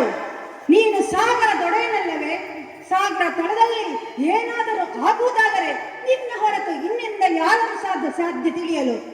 ಇಲ್ಲಿಗೆ ಸ್ನಾನಕ್ಕೆ ಬಂದ ಗುರುಪುತ್ರ ಇಲ್ಲ ಎಂದಾದರೆ ಯಾರವನನ್ನು ಇಲ್ಲವಾಗಿಸಿದರು. ಈ ಹೀನ ಕೃತ್ಯವ ಎಸಗಿದೆಯ? ಅಲ್ಪ ಬುದ್ಧಿ ನಿನಗೆ ಎಲ್ಲಿಂದ ಬಂತು? ಮತಹೀನನಂತೆ ವರ್ತಿಸಿದೆಯಾ? ಅಲ್ಲ, ಎಷ್ಟು ಮಾತ್ರಕ್ಕೂ ನೀನು ಮಾಡಲಿಲ್ಲ ಎಂದು ಸತ್ಯವನ್ನೇ ಹೇಳುವುದಾದರೆ ಈ ಹೀನ ಕೃತ್ಯವನ್ನು ಎಸಗಿದವರು ಯಾರು? ನೀನೊಳಗೆ ಬಂಧಿಸಿ ಕೊಂದವರಾರು? ಆ ಸಂದರ್ಭದಲ್ಲಿ ಗುರುಪುತ್ರನನ್ನು ಬಂಧಿಸುವ ಸಮಯದಲ್ಲಿ ಆ ದುಷ್ಟನ ಬಂಧನದಿಂದ ಬಿಡಿಸಬೇಕಿತ್ತು. ಅದು ಮಾಡಲಿಲ್ಲ ಎಂದರೆ ಈ ಹೀನ ಕೃತ್ಯಕ್ಕೆ ನೀ ಸಾಕಾಗಿ ಎಂದಾಗಲಿಲ್ಲವೇ? ಆಯ್ತು, ಹೋಗಲಿ ಬಿಡು. ಏನಾಯ್ತು ಎಂಬುದನ್ನಾದರೂ ಹೇಳು, ನಾವು ನೋಡಿಕೊಳ್ಳುತ್ತೇವೆ. ವರುಣನೆಂದನು ಪಂಚಜನಾಟ್ಯ ವಾಣಿನು ನೈಗರ್ವದಿಂದ ಪುರುಷನ ದೊರೆತ ವಿವೇಕಿಯ ತಲೆಮುನಿಗಳು ಫಲವೆಲ್ಲದಾಯಿತು. ದೇವ, ಈ ವಾರದಿಗೆ ಪಾಂಚಜನ ಎಂಬ ದುಷ್ಟ ರಾಕ್ಷಸನಿದ್ದಾನೆ. ಪಾಂಚಜನ. ಹೌದು. ಈಗ ಅವನು ಈ ವಾರದಿಗೆ ಒಡೆಯನಾಗಿದ್ದಾನೆ ದೇವ. ಎಲ್ಲಿ ಒಡೆಯ? ನನ್ನನ್ನು ಏನೂ ಮಾಡಲ್ಲ. ಅವನೊಡನೆ ನಾನು ಯುದ್ಧಕ್ಕೆ ಹೋದೆ, ಅದೂ ನಾನು ಸೋತು ಹೋದೆ. ಬಂದಂತಹ ಜನರು ಆ ಪುಣ್ಯ ಸ್ನಾನ ಮಾಡಲು ಬರುವಂತಹ ವಾರದಿಗೆ ಪುಣ್ಯ ಸ್ನಾನ ಮಾಡಲು ಬರುವಂತಹ ಜನರನ್ನೆಲ್ಲ ಪಾತಾಳಕ್ಕೆ ಎಳೆದುಕೊಂಡು ಹೋಗಿ ಅವನನ್ನು ಕೊಂದು ಬಿಟ್ಟಿದ್ದಾನೆ ದೇವ. ಅಷ್ಟೇ ಅಲ್ಲ, ಈ ಗುರುಪುತ್ರನನ್ನೂ ಹಾಗೆ ಮಾಡಿರ್ಬೋದು. ನಾನು ಏನೂ ಮಾಡಲಿಲ್ಲ ದೇವ, ನನ್ನನ್ನು ರಕ್ಷಿಸು. ಅಂದ್ರೆ ನೀನು ಹೇಳುವುದು ಗುರುಪುತ್ರ ಆ ಪಾಂಚಜನ್ಯವರ ಕೈಯಲ್ಲಿ ಅಂದ್ರೆ ಅವನ ಹೆಸರಲ್ಲೇ ಪಾಂಚಜನ್ಯ, ಅಂದ್ರೆ ಪಾಂಚಜನರ ಶಕ್ತಿ ಅವನಲ್ಲಿ ಉಂಟು. ನನ್ನಿಂದ ಏನೂ ಮಾಡ್ಲಿಕ್ಕೆ ಆಗ್ಲಿಲ್ಲ. ನಾನು ಸೋತು ಹೋದೆ ಒಡೆಯ, ನಾನು ಸೋತು ಹೋದೆ. ನೀವೇ ರಕ್ಷಿಸಿ, ನೀವು ಬಂದ ನಮಗೆ ಪಾವನವಾಯಿತು.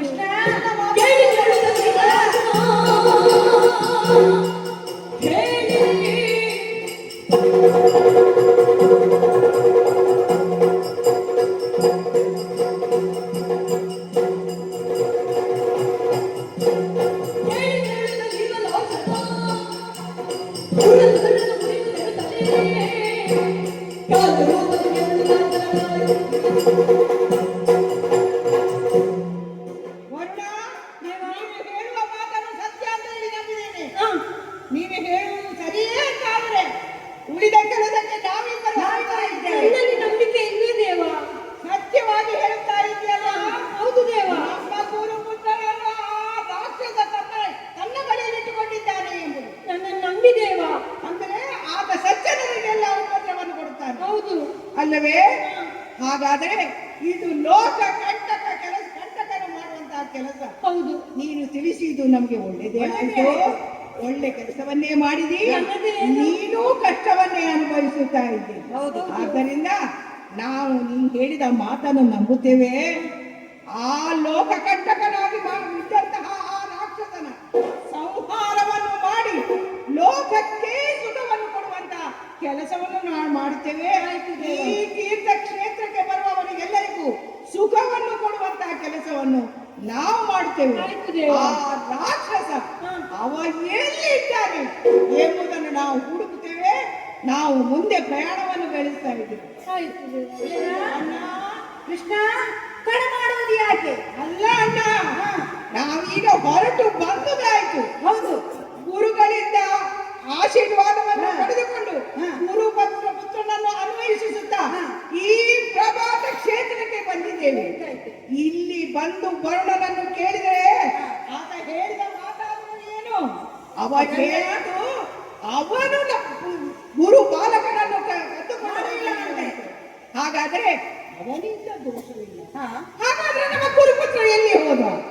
ಆ ರಾಕ್ಷಸನೇ ತನ್ನ ಕೈಯಲ್ಲಿ ಹಿಡಿದುಕೊಂಡಿರಬೇಕು. ಈ ರಾಕ್ಷಸ ಎಲ್ಲಿದ್ದಾನೆ? ಅವನನ್ನು ಬಲಾತ್ಕಾರವಾಗಿ ಮೇಲೆ ಕರೆಯೋಣ. ಹಾಗಾದ್ರೆ ಯಾಕೆ ತಡ? ನಾವು ಎಲ್ಲಿದ್ದಾನೆ ಅವನು? ನೆಲದ ತಳದಲ್ಲಿ ಅಲ್ಲ, ಸಮುದ್ರ ತಳದಲ್ಲಿ ವಾಸವಾಗಿ. ಅಣ್ಣ, ಅವನನ್ನು ಮೆಲ್ಲ ಕರೆದರೆ ಕೇಳುವುದಿಲ್ಲ. ಅಂತ ಅಹಂಕಾರ ಅವನಲ್ಲಿ ತುಂಬಿರಬೇಕು. ಏನೋ ಮಾತಲ್ಲ, ಇದೋ ನಿನಗೆ ಕೇಳಿಸುತ್ತಾ ಇದೆಯೋ ಇಲ್ಲೋ ನನಗೆ ಗೊತ್ತಿಲ್ಲ. ಆದ್ರೆ ಎಲ್ಲಿದ್ದರೂ ನೀನೀಗ ಮೇಲೆ ಬರಬೇಕು. ಇದೋ ನಿನಗೆ ನೆಲದ ಮೇಲೆ ಮಲಗಿಕೊಳ್ಳಲು ಜಾಗ ಇಲ್ಲ. ಅದನ್ನು ಬಿಟ್ಟು ಸಮುದ್ರದ ತಳದಲ್ಲಿ ನೀನು ವಾಸಿಸುತ್ತಾ ಇದೆಯಲ್ಲ, ನಿನಗೆ ಸ್ವಲ್ಪ ಆದ್ರೂ ನಾಚಿಕೆ ಮರ್ಯಾದೆ ಇದೆಯಾ? ಇಲ್ಲಿ ಪ್ರಭಾತ ಕ್ಷೇತ್ರಕ್ಕೆ ಬಂದಂತಹ ಆ ಸಜ್ಜನರು ಸ್ನಾನ ಮಾಡುತ್ತಾ ಇರುವಾಗ ಅವರನ್ನು ಹಿಡಿದು ಸಮುದ್ರದ ಒಳಗೆ ತೂಗಿ ನೀನು ಅವರನ್ನು ಕೊಂದು ತಿನ್ನುತ್ತಾ ಇರಬೇಕು. ಇದು ಲೋಕ ಕಂಟಕನು ಮಾಡುವಂತಹ ಕೆಲಸ. ಇದು ಹೇಯಕೃತ್ಯವಲ್ಲವೇ? ನಮ್ಮ ಉದ್ದೇಶವಾದರೂ ಏನು? ಸಜ್ಜನರನ್ನು ಕಾಪಾಡುತ್ತಾ ದುಷ್ಟರನ್ನು ಶಿಕ್ಷಿಸುತ್ತಾ ಮಾಡುವಂತಹ ಕೆಲಸವನ್ನು ನಾವು ಮುಂದುವರಿಸಬೇಕಾಗಿದೆ. ಹೌದು ಅಣ್ಣ, ತಮ್ಮ, ಗುರು ದಕ್ಷಿಣೆಯಾಗಿ ಬಾಲಕನನ್ನು ಪಡೆಯುವುದರ ಮೂಲಕ ಆ ಲೋಕ ಕಂಟಕನಾದ ಪಂಚಜನನನ್ನು ಕೊಲ್ಲುವಂತಹ ಕೆಲಸವನ್ನು ಮಾಡಬೇಕಾಗಿದೆ. ಇನ್ನು ತಡ ಮಾಡುವುದು ಸರಿಯಿಲ್ಲ. ಇಷ್ಟು ಕಾರ್ಯಗಳು ಆತ ಬರುವವರಿಲ್ಲ. ಆದ್ದರಿಂದ ಅಣ್ಣ, ಹೇಳಿದಾನೆ ಹೇಳಿದಾನೆ ಹೇಳಿದಾನೆ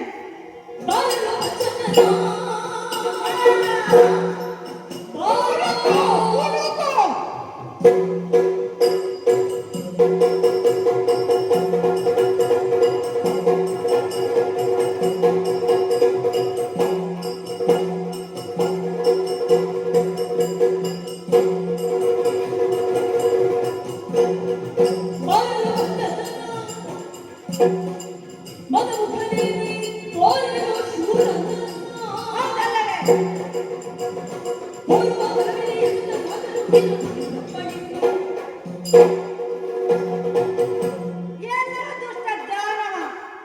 ಏನು ನಿನ್ನ ಹೆಸರು? ಪಂಚಜನ್ಮ ಎಂದು ಮದಾಂಧ ವೀರನು ಶೂರನು ಆಗುತ್ತಿದ್ದರೆ ಈ ರೀತಿ ನೀನೊಳಗೆ ಅಡಗಿ ಕುಳಿತುಕೊಳ್ಳುತ್ತಿರಲಿಲ್ಲ. ಅಂದರೆ ನೀನ್ ಹೇಳಿ ಎಂದಾಯಿತು. ನಿನ್ನಿಂದ ಬಲಾಢ್ಯರನ್ನು ನಿನಗೆ ಎದುರಿಸಲಾಗದೆ ಚಿಕ್ಕ ಮಕ್ಕಳನ್ನು ಅಪಹರಿಸಿಕೊಂಡಿರುವೆಯಲ್ಲ. ನೀನು ಎಲ್ಲಿದ್ದರೂ ಸರಿ, ನಿನ್ನನ್ನು ಹುಡುಕಿ ತರುತ್ತೇವೆ. ನೀನು ತೋರದಿದ್ದರೆ ಈ ನೀನು ಲೋಕವನ್ನು ಹರಸಿ ನಿನ್ನ ಉರವನ್ನು ಬಾಗಿದು ಯಮನಾಲಯಕ್ಕೆ ಕಳಿಸುತ್ತೇವೆ. ಜೋಗೆ ತಮ್ಮ, ಏನು ಹೇಳಿದರೆ ಅವನು ಬರುತ್ತಿಲ್ಲವಲ್ಲ? ಈ ಜಲರಾಶಿಯನ್ನೇ ಮೇಲೆ ಬರದೆ ಎಲ್ಲಿ ಹೋಗುತ್ತೇನೆ ನೋಡ್ತೇನೆ.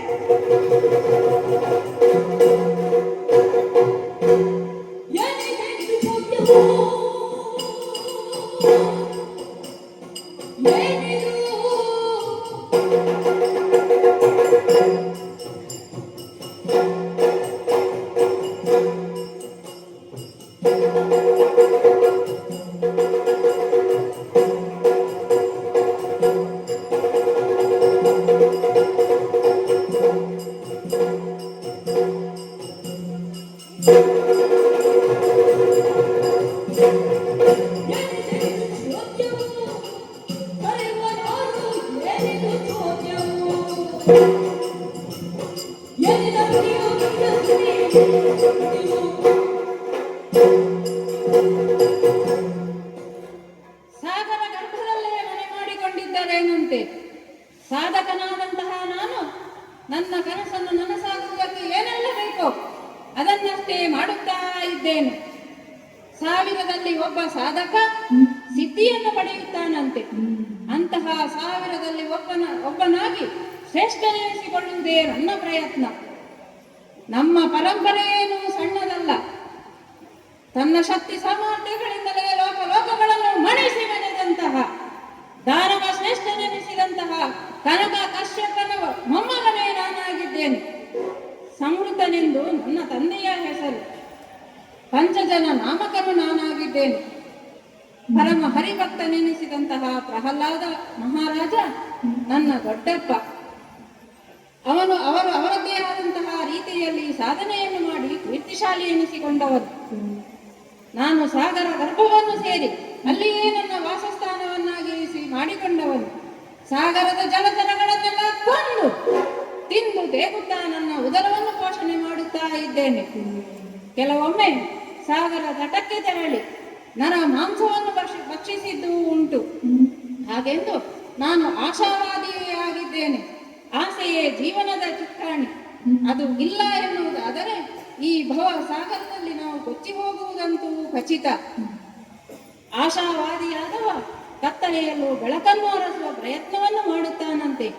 ಹಾಗೆಯೇ ನಾನು ಆಶಾವಾದಿಯಾಗಿ ಈ ಸಾಗರದ ತಳದಲ್ಲಿ ಜೀವನವನ್ನು ಸಾಗಿಸುತ್ತಾ ಇದ್ದಾಗ ನಾರದರ ಮುಖೇನವಾಗಿ ವಾರ್ತೆಯನ್ನು ತಿಳಿದಂತಹ ವರುಣ ನನ್ನನ್ನು ಪ್ರಶ್ನಿಸುವುದಕ್ಕೆ ಮುಂದಾದ. ಬಿಡುತ್ತೇನೆಯೇ? ನನ್ನ ಸಾಹಸ ಪರಾಕ್ರಮಗಳಿಂದಲೇ ಆ ವರುಣನನ್ನೇ ಮಣಿಸಿ ನನ್ನ ಸೇವಕನನ್ನಾಗಿರಿಸಿಕೊಂಡಿದ್ದೇನೆ.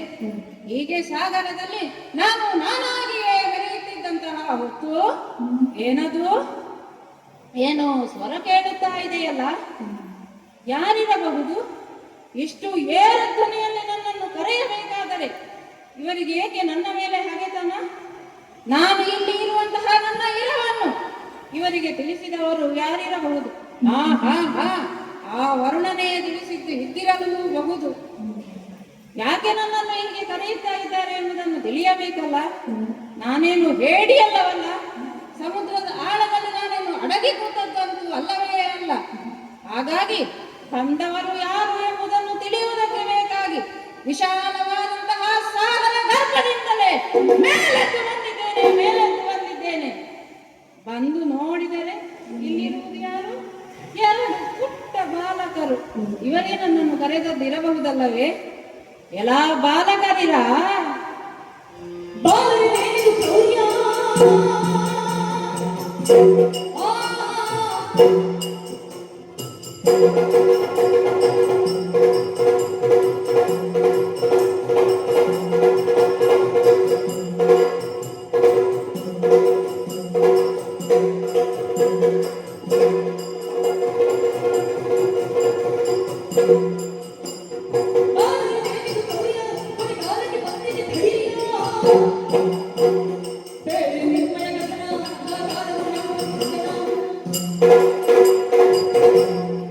ಅಯ್ಯ ಬಾಲಕರಿರ, ಏನಾಶ್ಚರ್ಯವಿದು, ಏನಾಶ್ಚರ್ಯವಿದು. ಯಾಕೆ ಈ ಅಬ್ಬರ? ಈ ಏರುಧ್ವನಿಯ ಅಟ್ಟಹಾಸ ಏನಿದ್ದರೂ ಅದು ನನಗೇ ಸೀಮಿತವಾದುದು. ನೀವು ಯಾಕೆ ಈ ರೀತಿಯಾದ ಏರುಧ್ವನಿಯಲ್ಲಿ ಗೊಬ್ಬಿಡುತ್ತಾ ಇದ್ದೀರಿ? ಎಳೆಯ ಬಾಲಕರು ನೀವು. ಪ್ರಪಂಚವನ್ನು ಬೆರಗು ಕಣ್ಣುಗಳಿಂದ ನೋಡುವಂತಹ ಬಾಲಕರು. ಯಾಕೆ ನಿಮಗಿಷ್ಟು ಕ್ರೌರ್ಯ? ಬದುಕಬೇಕು ಎನ್ನುವಂತಹ ಆಸೆ ನಿಮಗಿಲ್ಲವೇ? ನಿಮ್ಮನ್ನೇ ಕೊಂದು ತಿಂದೇನು. ಹೆಬ್ಬುಲಿಯ ಎದುರಿನಲ್ಲಿ ಬಂದು ನಿಂತಹ ಕುರಿಗಳ ಹಾಗೆ ನೀವಿಬ್ಬರು ನನ್ನ ಕಣ್ಣಿಗೆ ಕಾಣಿಸುತ್ತಾ ಇದ್ದೀರಿ. ಮಾಂಸವನ್ನು ತಿನ್ನುವುದು ನನಗೆ ಸಹಜವೇ ಆಗಿದೆ. ಇಂದು ಈ ಪಂಚಜನನ ಹಸಿವಿಗೆ ನೀವು ಆಹಾರವಾಗಿ ಒದಗಿ ಬಂದಿದ್ದೀರಿ. ಎಲ್ಲ ಬಾಲಕರೇ, ನಿಮ್ಮನ್ನು ತಿನ್ನುವುದಕ್ಕಿಂತ ಮೊದಲು ನೀವು ಯಾರು ಎಂಬುದನ್ನು ತಿಳಿಯುವಂತಹ ಕುತೂಹಲ ನನ್ನಲ್ಲಿ ಹೆಚ್ಚಾಗುತ್ತಾ ಉಂಟು. ಯಾರು ನೀವು? ಯಾಕಾಗಿ ಇಲ್ಲಿಗೆ ಬಂದಿದ್ದೀರಿ? ನನ್ನನ್ನು ಯಾಕೆ ಕರೆಯುತ್ತಾ ಇದ್ದೀರಿ? ನನ್ನಿಂದ ನಿಮಗೇನಾಗಬೇಕು? ನಿಮ್ಮಿಂದ ನನಗಾಗಬೇಕಾದಂತಹ ಕೆಲಸ ಯಾವುದು? ಏನು ನಿಮ್ಮ ಕಥನ? ಅಲ್ಲ, ಈ ಕೆಲವು ಮಕ್ಕಳು ಹುಚ್ಚಾಟ ಪಡ್ತಾರಲ್ಲ, ಹಾಗೆ ಇದು ಒಂದು ನಿಮ್ಮ ಹುಚ್ಚಾಟವೋ ಹೇಗೆ? ಏನು ನಿಮ್ಮ ಕತೆ? ಓ ಬಂದೆಯ ಪಂಚಜನ ಈಗ ಬಂದೆಯ ಪಂಚಜನ ಬಂದೆಯೋ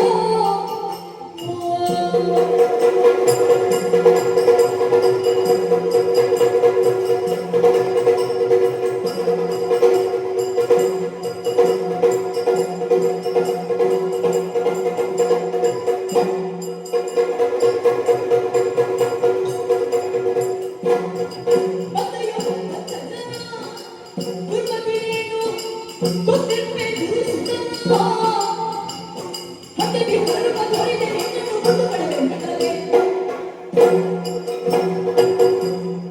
ಓಹೋ, ಪಂಚಜನ ಹೆಂಗರೆ ನೀನೇನು? ನಾನೇ.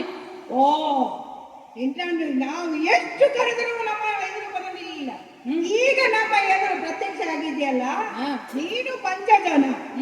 ಹಾಗಾಗಿ ನೀನು ಇಲ್ಲಿ ನೆಲದ ಮೇಲೆ ವಾಸಿಸಲು ನಿನಗೆ ಸಾಧ್ಯವಿಲ್ಲದೆ ಹೆದರಿ ಸಮುದ್ರದ ಆಳದಲ್ಲಿ ಅಡಗಿ ಕೂತಿದೆಯಲ್ಲ. ಅಯ್ಯೋ ನಿನ್ನ ಬದುಕೆ ಯಾರಿಗೆ ಹೆದರಿ ಆ ಸಮುದ್ರದಲ್ಲಿ ಬದುಕಿದೆ? ಯಾಕಾಗಿ ನೀನು ಈ ರೀತಿಯ ಜೀವನವನ್ನು ನಡೆಸ್ತಾ ಇದ್ದೆ? ಇದು ನಿನ್ನನ್ನು ಈಗ ನಾವು ಮೇಲೆ ಕರೆದದು ಯಾಕೆಂಬುದು ಗೊತ್ತೇ? ಯಾಕೋ? ನಮ್ಮ ಒಂದು ಗುರುಗಳಿಗೆ ಕೊಡಬೇಕಾದಂತಹ ಒಂದು ಕೆಲಸ ಇದೆ. ಅದನ್ನು ಗುರುಗಳಿಗೆ ಗುರುದಕ್ಷಿಣೆಯ ರೂಪವಾಗಿ ನೀಡಲೆಂದೇ ನಿನ್ನ ಬಳಿಗೆ ಬಂದಿದೆ. ನಮ್ಮ ಗುರುಗಳ ಗುರು ಪುತ್ರನನ್ನು ಅವರು ಸ್ನಾನಕ್ಕೆಂದು ಬಂದ ಸಮಯದಲ್ಲಿ ಅಪಹರಿಸಿಕೊಂಡು ನೀನು ಅವರನ್ನು ಕದ್ದೊಯ್ದೆ ಅಂತೆ. ಹಾಗಾಗಿ ಒಳ್ಳೆ ಮಾತಿನಲ್ಲಿ ಹೇಳ್ತಾ ಇದ್ದೇನೆ, ಏನು? ನೀನು ಕದ್ದುಕೊಂಡಂತಹ ಆ ಬಾಲಕನನ್ನು ಹಿಂತಿರುಗಿಸಿ ನಮಗೆ ಕೊಟ್ಟು ಉಪಕಾರ ಮಾಡು. ಇಲ್ಲವಾದರೆ? ಅಲ್ಲ, ನಾವು ಚಿಕ್ಕವರು, ನಮ್ಮಿಂದ ಏನೂ ಮಾಡಲು ಸಾಧ್ಯ ಇಲ್ಲ ಎಂಬುದಾಗಿ ನೀನು ಬಾಧಿಸಿದಿ ಎಂದಾದರೆ, ನಿನ್ನ ರಾಕ್ಷಸ ಬುದ್ಧಿ ತೋರಿಸಿದೆ ಎಂದಾದರೆ, ಇದೋ ನೋಡು, ಏನು?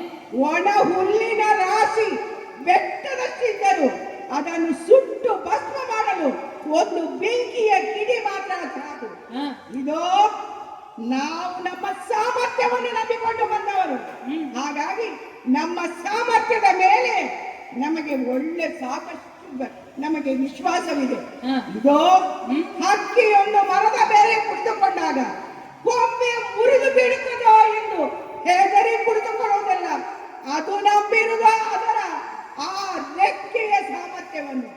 ಹಾಗೆಯೇ ಬಾಲಕರಾದಂತಹ ನಾವು ನಮ್ಮ ಸಾಮರ್ಥ್ಯವನ್ನು ಉಪಯೋಗಿಸಿಕೊಂಡು ನಿನ್ನೊಡನೆ ನಾವು ಬಂದಿದ್ದೇವೆ. ನಾವು ಸಣ್ಣವರಿಂದ ಎಣಿಸಿದ್ಯಾ? ನಮಗೆ ಸಾಮರ್ಥ್ಯ ಇಲ್ಲ ಅಂತ ಎಣಿಸಿದ್ಯೋ? ನಮ್ಮೊಡನೆ ಯುದ್ಧ ಮಾಡಿ ನೀನು ನೋಡು. ಅದಕ್ಕಿಂತ ಮೊದಲೇ ಹೇಳ್ತಾ ಇದ್ದೇನೆ, ನಿನ್ನ ವಶದಲ್ಲಿರುವಂತಹ ಆ ಬಾಲಕನನ್ನು ನಮಗೆ ತಂದು ಒಪ್ಪಿಸು. ನಿನ್ನ ಜೀವ ಉಳಿಸುತ್ತಾರೋ ಎಂದು ನೋಡ್ತೇವೆ. ಆ ಬಳಿಕ ನಿನ್ನನ್ನು ನೋಡ್ತೇವೆ. ನೋಡು, ಇಟ್ಟ ಹೆಜ್ಜೆ ತಪ್ಪಾಗಬಹುದು, ಆದರೆ ಬದುಕೇ ಹಾಳಾದರೆ ಅದನ್ನು ಸರಿಪಡಿಸಲು ಸಾಧ್ಯವಿಲ್ಲ. ಆ ಹೆಜ್ಜೆಯನ್ನಾದರೂ ಸರಿಪಡಿಸಬಹುದು, ಬಾಳನ್ನು ಹೇಗೆ ಸರಿಪಡಿಸಬೇಕು? ನಿನ್ನ ಬಾಳು ಯಾರಿಗೂ ಬೇಡದ ಬಾಳಾಗಿ ಹೋಗಿದೆ. ಸಮುದ್ರದ ಒಳಗೆ ಬರಗಿ ಕುಣಿದುಕೊಂಡಿದ್ದೇವೆ ಅಲ್ಲ, ದುಷ್ಟ ಕೆಲಸವನ್ನು ಮಾಡ್ತೇವೆ.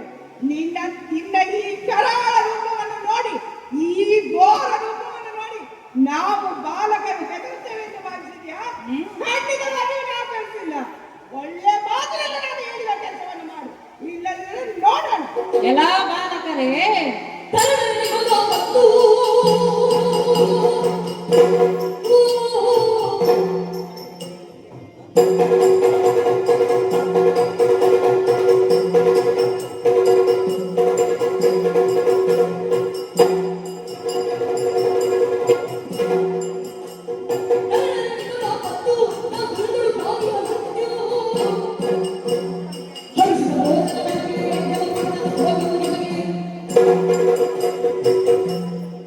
ಅಯ್ಯ ಬಾಲಕರೇ, ನಿಮ್ಮ ಮಾತುಗಳನ್ನು ಕೇಳುವಾಗ ನಿಮಗೇನು ಲೋಕಾನುಭವ ಇಲ್ಲ ಎಂಬುದು ಸ್ಪಷ್ಟವಾಗುತ್ತದೆ. ಲೋಕದಲ್ಲಿ ಕಲಿಯುವುದಕ್ಕೆ ಬಹಳಷ್ಟಿದೆ. ಗುರುಕುಲದಲ್ಲಿ ಕಲಿತಂತಹ ವಿದ್ಯೆ ಬದುಕಿನ ಯಶಸ್ಸಿಗೆ ಸಾಕಾಗುವುದಿಲ್ಲ ಮಕ್ಕಳೇ. ನೀವಾಡುತ್ತಿರುವುದು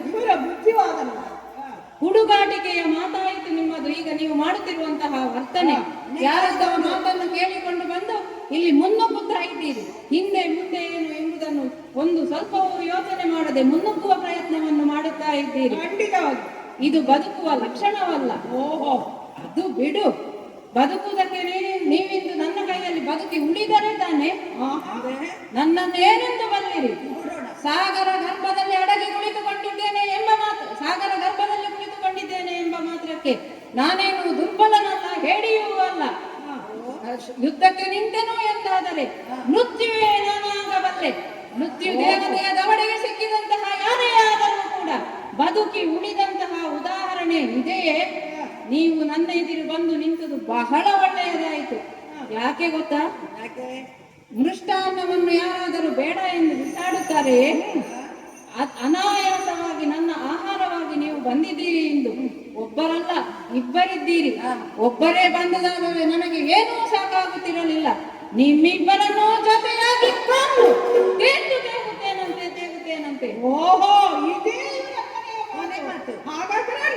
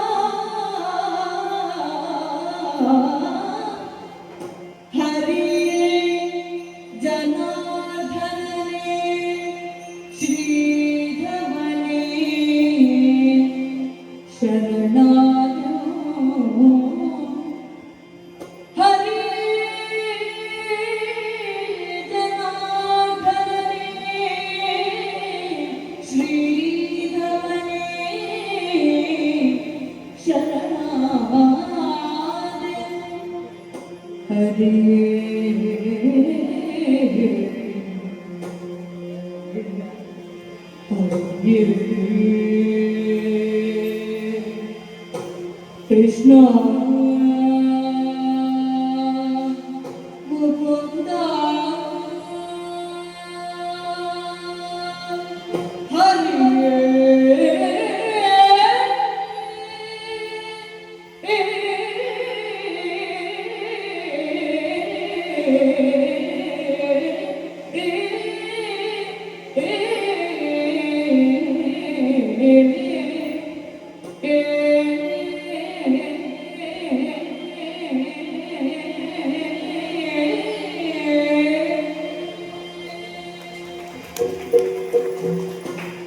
ಏನಾಗಿ ಹೋಯಿತು? ಏನಾಶ್ಚರ್ಯವಿದು! ನನಗೆ ಸೋಲಾಯಿತೆ. ಮಾತ್ರವಲ್ಲ, ಇವನ ಕರಸ್ಪರ್ಶದಿಂದ ನನ್ನಲ್ಲೇನೋ ಅವ್ಯಕ್ತವಾದಂತಹ ಅನುಭವವೊಂದು ಉಂಟಾಗುತ್ತಾ ಇದೆಯಲ್ಲ. ಹಾಗಾದರೆ ಈತ ನಿಜವಾಗಿಯೂ ಮಾನವನಲ್ಲ, ದೇವೋತ್ತಮನೇ ಇರಬೇಕು.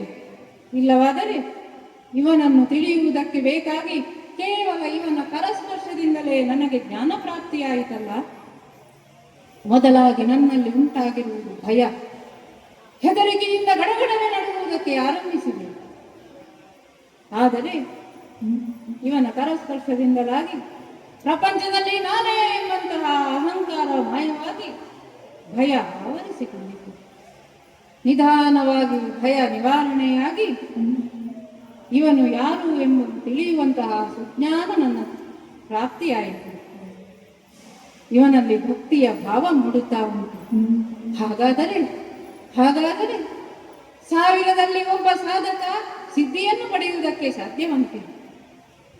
ಸಿದ್ಧಿಯನ್ನು ಪಡೆಯುವುದರಲ್ಲಿ ಒಬ್ಬನಿಗೆ ದೇವರ ದರ್ಶನವಾಗುತ್ತದಂತೆ. ಹಾಗಾದರೆ ನನಗೆ ದೇವರ ದರ್ಶನವಾಯಿತೆ. ನಾನು ಸಿದ್ಧಿಯನ್ನು ಪಡೆದೇನೆ. ಧನ್ಯನಾದ. ಇದಕ್ಕಿಂತ ಇನ್ನೇನು ಬೇಕು?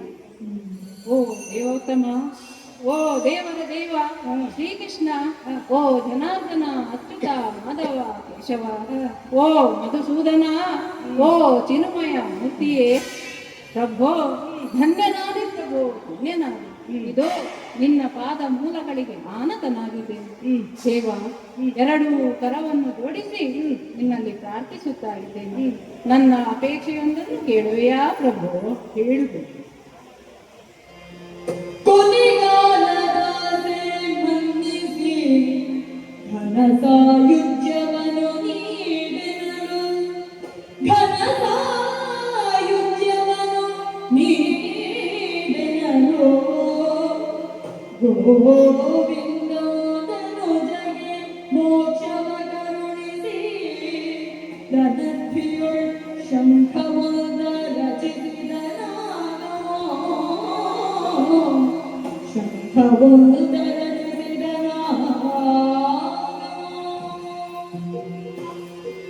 ಓ ದೇವ ದೇವೋತ್ತಮ, ಮೊದಲಿನ ದೌಷ್ಟ್ಯದಿಂದ ಕೂಡಿದಂತಹ ದಾನವನಲ್ಲ, ನಿನ್ನ ದಯೆಯಿಂದಲಾಗಿ ಚಿತ್ತ ಶುದ್ಧಿಯನ್ನು ಪಡೆದುಕೊಂಡಿದ್ದೇನೆ. ನಿನ್ನ ಕರುಣೆಯಿಂದ ಮಾತ್ರವೇ ಸಾಯುವಂತಹ ಈ ಕಾಲಕ್ಕೆ ನನ್ನ ತಪ್ಪಿನ ಅರಿವಾಗಿ ಜ್ಞಾನೋದಯವಾಗಿದೆ ಪ್ರಭು. ಪ್ರಭು, ಅದೆಷ್ಟೋ ಜನರನ್ನು ಕೊಂದು ಅವರ ಆರ್ತನಾದವನ್ನು ಕೇಳಿ ಆನಂದ ಪಟ್ಟವನು ನಾನು. ಕಡಲ ಸ್ನಾನಕ್ಕಾಗಿ ಬಂದಂತಹ ಅದೆಷ್ಟೋ ಅಮಾಯಕ ಮಕ್ಕಳನ್ನು ಕೊಂದು ಬಂದವನ ಮೇಲೆ ಕರುಣೆಯ ಕಡಲನ್ನೇ ಹರಿಸಿದೆಯಾ ಪ್ರಭು? ಓ ದೇವ, ಇನ್ನು ನನಗೆ ಬದುಕುವ ವಾಂಛೆ ಇಲ್ಲ. ಅದಕ್ಕಾಗಿ ನಿನ್ನಲ್ಲಿ ಬೇಡಿಕೊಳ್ಳುತ್ತಾ ಇದ್ದೇನೆ ಪ್ರಭು. ನನ್ನ ಕೊನೆಯ ಆಸೆಯೊಂದಿದೆ, ನನಗೆ ಘನ ಸಾಯುಜ್ಯವನ್ನು ಕರುಣಿಸುವುದರ ಮೂಲಕವಾಗಿ ಈ ಭವ ಬಂಧನದಿಂದ ಬಿಡುಗಡೆಗೊಳಿಸು ದೇವ. ನಿನ್ನ ಸಾಮರ್ಥ್ಯವನ್ನು ಕರುಣಿಸಿ ನನ್ನನ್ನು ಉದ್ಧರಿಸು ತಂದೆ, ಉದ್ಧರಿಸು. ನನ್ನ ಹೆಸರು ಚಿರಸ್ಥಾಯಿಯಾಗುವಂತೆ ಮಾಡು ದೇವ. ಪಂಚಜನ ದೇವ, ಈಗಲಾದರೂ ನಿನಗೆ ಜ್ಞಾನದ ಉದಯವಾಯಿತಷ್ಟೇ. ಹಾಗಾಗಿ ನೀನು ಈಗ ಏನನ್ನು ಬಯಸುತ್ತಾ ಇದ್ದೆ? ಸಾಯುಜ್ಯವನ್ನು ನನ್ನ ಕೈಯಲ್ಲಿ ಬೀಳ್ತಾ ಇದ್ದೆ, ಮೋಕ್ಷವನ್ನು ಪಡೆಯುವ ಆಶೆಯನ್ನು ಹೊಂದು ನಿನ್ನ ಅಪೇಕ್ಷೆಯನ್ನು ನಾನು ಖಂಡಿತವಾಗಿಯೂ ನೆರವೇರಿಸಿಕೊಡುತ್ತೇನೆ. ಹಾಗಾಗಿ ಇದೋ ನಿನಗೆ ನಾನು ಮೋಕ್ಷವನ್ನು ನೀಡುತ್ತಾ ಇದ್ದೇನೆ. ನಾನು ಮೋಕ್ಷವನ್ನು ಇತ್ತೊಡನೆ ಪಂಚಜನನ ಮರಣ ಸಂಭವಿಸಿ ಹೋಯಿತು. ಹಾಗಾಗಿ ಆತನ ಜಠರವನ್ನು ಬಗೆದು ನೋಡಲಾಗಿ ಶುಭ್ರವಾದ ಶಂಖವೊಂದು ಅವನ ಜಠರದಲ್ಲಿ ಕಾಣಿಸುತ್ತಾ ಇದೆಯಲ್ಲ, ಅದನ್ನು ನನ್ನ ಕೈಯಿಂದ ಎಳೆದುಕೊಂಡು ಕೈಯಲ್ಲಿ ಧರಿಸಿಕೊಂಡಿದ್ದೇನೆ. ಪಂಚಜನನೆಂಬ ರಾಕ್ಷಸನ ಪಂಚ ಪ್ರಾಣಗಳು ಹೊರಹೋಗಿ ಪಂಚ ಜನರಿಂದ ದೊರಕಿಸಿದಂತಹ ಈ ಶಂಖವನ್ನು ಪಾಂಚಜನ್ಯ ಎಂದು ಕಲಿಸುವಂತೆ ಮಾಡ್ತಾ ಇದ್ದೇನೆ. ಆ ಪಾಂಚಜನನು ಆತನ ಬೇಡಿಕೆ ಏನೆಂದರೆ ಅವನ ಜಠರದಲ್ಲಿರುವಂತಹ ಈ ಶಂಖವು ಇಡೀ ಪ್ರಪಂಚಕ್ಕೂ ಹೆಸರುವಾಸಿಯಾಗಬೇಕು ಎಂಬ ಉದ್ದೇಶವನ್ನು ಅವನು ಇಟ್ಟುಕೊಂಡಿದ್ದಾನೆ. ಅವನ ಆ ಸಾಯುವ ಕಾಲದ ಆಸೆಯನ್ನು ನಾನು ನೆರವೇರಿಸಿಕೊಡುತ್ತೇನೆ. ಆದ್ದರಿಂದ ಈ ಶಂಖವನ್ನು ನನ್ನ ಕೈಯಲ್ಲಿ ಧರಿಸಿ ಇದನ್ನು ಪಾಂಚಜನ್ಯ ಎಂದು ಕರೆಸಿಕೊಳ್ಳುತ್ತಾ ಯಾವುದೇ ಒಳ್ಳೆ ಕೆಲಸಕ್ಕೆ ಇದನ್ನು ಊದುತ್ತಾ ನನ್ನ ಕಾರ್ಯವನ್ನು ಪ್ರಾರಂಭಿಸುತ್ತೇನೆ. ಅಣ್ಣ ಕೃಷ್ಣ, ಇದು ನನ್ನ ಕೈಯಲ್ಲಿ ಪಾಂಚಜನ್ಯವು ನನಗೆ ದೊರಕಿದಂತಾಯಿತು. ನಮ್ಮ ಗುರುಪತ್ರ ನಾವು ಬಂದ ಕೆಲಸ ಇನ್ನೂ ನಮಗೆ ನೆರವೇರಿ ಹೋದ ಕೃಷ್ಣ. ಅಣ್ಣ, ಈ ರಾಕ್ಷಸನ ಕೈಯಲ್ಲಿ ನಮ್ಮ ಗುರುಪುತ್ರನಿಲ್ಲ. ಹಾಗಾಗಿ ಗುರುಪುತ್ರ ಆ ಅಂತಕನ ಕೈಯಲ್ಲಿದೆಯೇ ಎಂಬ ವಿಚಾರ ನಮಗೆ ತಿಳಿತು. ಆದ್ದರಿಂದ ಆ ಅಂತಕನಾದಂತಹ ಯಮನ ಆ ಚೋಡಿಕಾಪುರಕ್ಕೆ ಶೈಮಿನೀಪುರಕ್ಕೆ ನಾವು ಹೋಗೋಣ. ಇದೋ ನೋಡು, ಶೈಮಿನೀಪುರದ ಸಮೀಪಕ್ಕೆ ಬಂದಿದ್ದೇವೆ. ಆ ಯಮ ಧರ್ಮರಾಯನನ್ನು ನಾವು ಬಂದಿದ್ದೇವೆ ಎಂದು ಸೂಚನೆಯನ್ನು ಕೊಡಬೇಕಲ್ಲವೇ? ಹಾಗಾಗಿ ನನ್ನ ಕೈಯಲ್ಲಿರುವ ಪಾಂಚಜನ್ಯವನ್ನು ಒಳಗಿದ್ದೇನೆ. ನೋಡೋಣ ಯಮನನ್ನ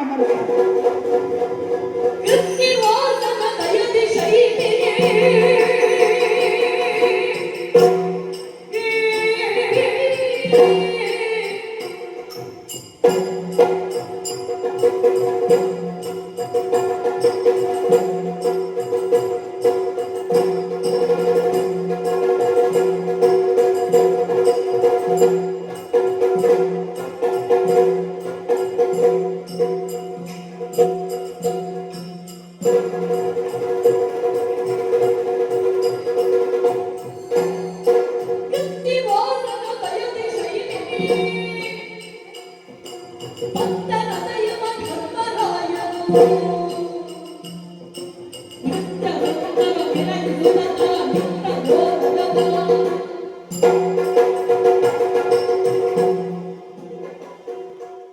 ದಕ್ಷಿಣ ದಿಕ್ಕಿಗೆ ಅಧಿಪತಿ ನಾನು ಶೈಮಿನಿಯನ್ನು ರಾಜಧಾನಿಯಾಗಿ ಇರಿಸಿಕೊಂಡಿದ್ದೆ. ಸೂರ್ಯದೇವನಿಂದ ಸೌಜ್ಞಾದೇವಿಯಲ್ಲಿ ಜನಿಸಿ ಅಷ್ಟ ದಿಕ್ಪಾಲಕರುಗಳಲ್ಲಿ ಒಬ್ಬನಾಗಿದ್ದೆ. ಗತಿಸಿದ ಜೀವಿಗಳೆಲ್ಲ ನಮ್ಮ ಯಮಲೋಕವನ್ನೇ ಸೇರುವುದು. ದಾನ ತಪಸ್ಸು ಯಜ್ಞಗಳಿಂದ ಪುಣ್ಯ ಪ್ರಾಪ್ತಿಯಾದವರು ಅಥವಾ ಧರ್ಮಯುದ್ಧದಲ್ಲಿ ಆಯುಧಕ್ಕೆ ತಲೆಯೊಡ್ಡಿ ದೇಹತ್ಯಾಗ ಮಾಡಿದರು ಸ್ವರ್ಗಲೋಕವನ್ನು ಸೇರಿದರೆ ಉಳಿದವರು ನಮ್ಮ ಯಮಲೋಕವನ್ನೇ ಸೇರುವುದು. ದೇವೇಂದ್ರನ ದೇವಲೋಕದ ಸಭೆ ಹೇಗೆ ವೈಭವೋಪೇತವಾಗಿ ಕಾಣ್ಗೊಳಿಸುತ್ತಾ ಇರುತ್ತದೆ, ಹಾಗೆ ಅಷ್ಟದಿಕ್ಪಾಲಕರುಗಳಾದ ನಮ್ಮ ಸಭೆಯೂ ಕೂಡ ಬಹಳ ವೈಭವಯುತವಾಗಿಯೇ ಇದೆ. ಪಾಪಿಗಳ ಕುರಿತಾದಂತಹ ವಿಚಾರ ವಿನಿಮಯ ನಮ್ಮ ದಕ್ಷಿಣ ದಿಕ್ಕಿನ ಸಭೆಯಲ್ಲಿ ನಡೆಯುತ್ತದೆ.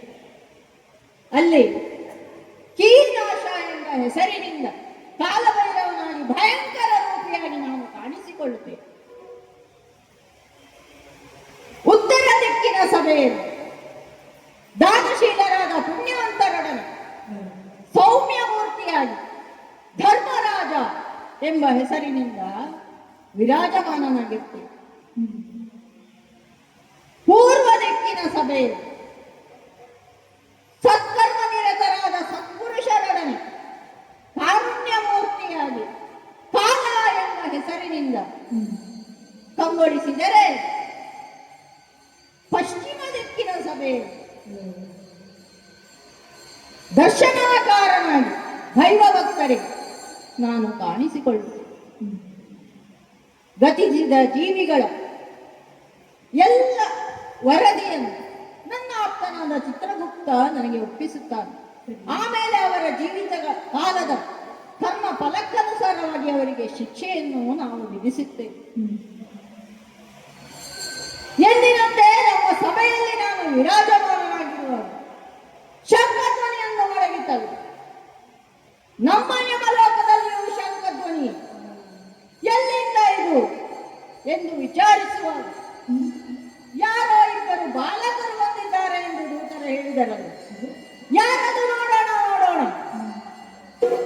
ಯಾರೆಲ್ಲ ನೀವು ಯಾರೆಲ್ಲ ಯಾರು ನೀವು? ಯಾರೆಲ್ಲ ಹೋದರೆ ಸಾರಿಯೇ ಯಾರಿ ತಪ್ಪಿದೆ ನಿಮ್ಮ ಊರಾಗುವುದೆಲ್ಲಿ ಏನೇ ಮತ್ತೆಂಬ ವಿಚಾರವಿದೆ ಮಾಲಕಿನವನಿಗೆ ಬೀದಿ ಕೊಡಗಳು ಯಾರೆಲ್ಲ ನೀವು ಯಾರೆಲ್ಲ ಎಲ್ಲ ಬಾಲಕರು ದೇಹ ಸಹಿತ ಇಲ್ಲಿಗೆ ಬಂದಿದ್ದನ್ನು ನೋಡಿದರೆ ನನಗೆ ಆಶ್ಚರ್ಯ ಆಗುತ್ತಾ ಉಂಟಾ? ಎಲ್ಲರೂ ಇಲ್ಲಿಗೆ ಗತಿಸಿದ ನಂತರ ಬರುವುದು. ಅದುವೇನು ವಿಧಿ ನಿಯಮದ ಪ್ರಕಾರ ಅವರ ಆತ್ಮವನ್ನು ಇಲ್ಲಿಗೆ ನಮ್ಮ ದೂತರು ಕರೆದುಕೊಂಡು ಬರುವುದು. ಆದರೆ ನೀವು ಸಶರೀರರಾಗಿ ಇಲ್ಲಿಗೆ ಪ್ರವೇಶ ಮಾಡಿದ್ದೀರಿ ಅಂತ ಮೆಚ್ಚಲೇಬೇಕು ನೀವು, ಅಲ್ವೇ? ಅಲ್ಲ ಧರೆಯ ಪೌರರು ಎನ್ನುವ ಹಾಗೆ ಕಾಣುತ್ತಾ ಉಂಟು. ದಾರಿ ತಪ್ಪಿ ಬಂದಿರೋ ಹೇಗೆ? ಏನಿಲ್ಲ. ಸಾಮಾನ್ಯ ಬಾಲಕರಿಗೆ ಇಲ್ಲಿ ಹೀಗೆ ಪ್ರವೇಶ ಮಾಡಲಿಕ್ಕೆ ಸಾಧ್ಯ ಇಲ್ಲ. ನೀವು ಹೀಗೆ ದೇಹ ಸಹಿತವಾಗಿ ಇಲ್ಲಿಗೆ ಪ್ರವೇಶ ಮಾಡಿದ್ದೀರಿ ಅಂತಾದರೆ ಏನೋ ಒಂದು ಹೆಚ್ಚಿನ ಶಕ್ತಿಯನ್ನು ನೀವು ಹೊಂದಿದ್ದೀರಿ ಅಂತ ಕಾಣ್ತದೆ. ಅರಿವಾಯ್ತು.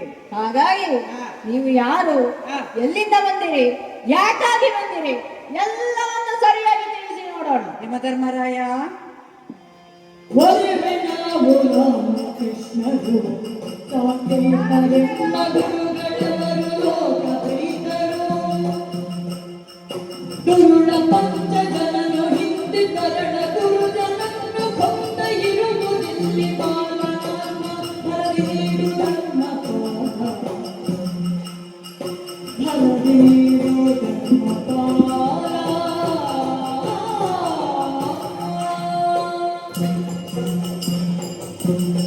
ಯಮಧರ್ಮರಾಯ, ಏನು? ಪ್ರಾಜ್ಞರಾದ ಮಹರ್ಷಿಗಳಾದ ಮಹಾಮುನಿಗಳಾದ ಸಾಂದೀಪನಿ ಎಂಬ ಋಷಿಗಳ ಆಶ್ರಮದಲ್ಲಿ ನಾವು ವಿದ್ಯಾರ್ಚನೆ ಮಾಡುತ್ತಿರುವವರು. ಹಾ ನಾನು ಬಲರಾಮ ಅಣ್ಣ, ಇವ ನನ್ನ ತಮ್ಮ ಕೃಷ್ಣ. ಆಹಾ. ರಾಮಕೃಷ್ಣನೆಂದೇ ನಾವು ಪ್ರಸಿದ್ಧರು. ಅಂದು ಪ್ರಭಾಸ ಕ್ಷೇತ್ರದಲ್ಲಿ ಪಂಚಜನ ಎಂಬ ರಾಕ್ಷಸನು ನಮ್ಮ ಗುರುಗಳ ಪುತ್ರನನ್ನು ಕೊಂದಿರುವನು. ಅದಕ್ಕೆ ಚಾಣಕ್ಯನ ಬಂದ ಗುರುಪುತ್ರನನ್ನು ಕೊಂದಿರುವನು. ಇದು ಅವರ ಪುತ್ರ ಶೋಕಕ್ಕೆ ಕಾರಣವಾಗಿದೆ. ಆ ಗುರುಪುತ್ರನ ಆತ್ಮ ನಿನ್ನ ವಶದಲ್ಲಿದೆ ನೋಡು. ಅದು ನಮಗೆ ಕೊಟ್ಟು ಪುಣ್ಯ ಕಟ್ಟಿಕೋ. ಆ ತರಳನನ್ನು ಕೊಡುವ ಕರ್ತವ್ಯ ಬದ್ಧತೆ ನಮಗಿದೆ ಗುರುಗಳಿಗೆ. ಹಾ ಏನು? ಜೀವ ಕೊಡಬೇಕ ನೀನು? ಹೌದು. ಸಾಧ್ಯ ಉಂಟು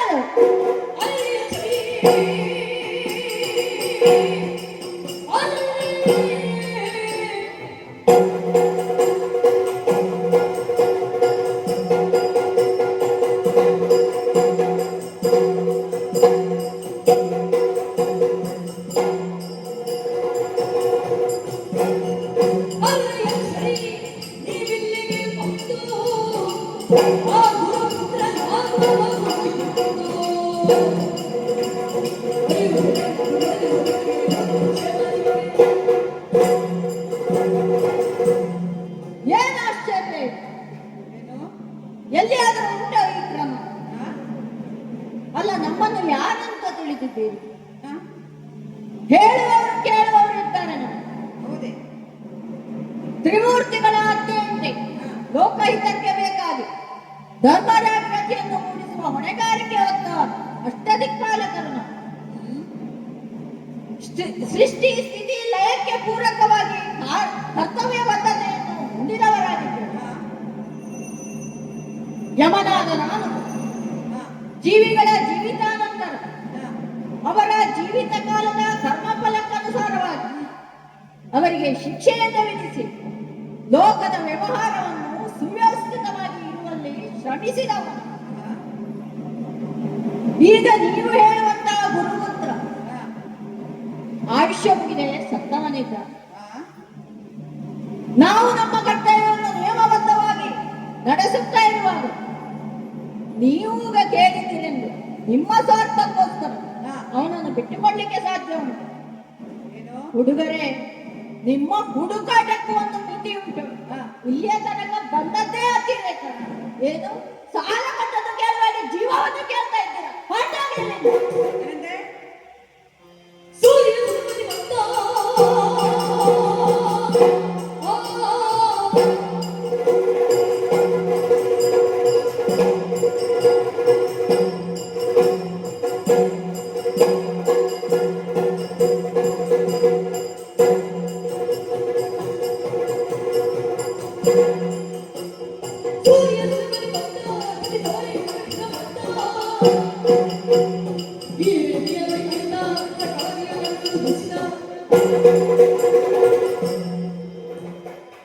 ಯಾರು ನೀನು?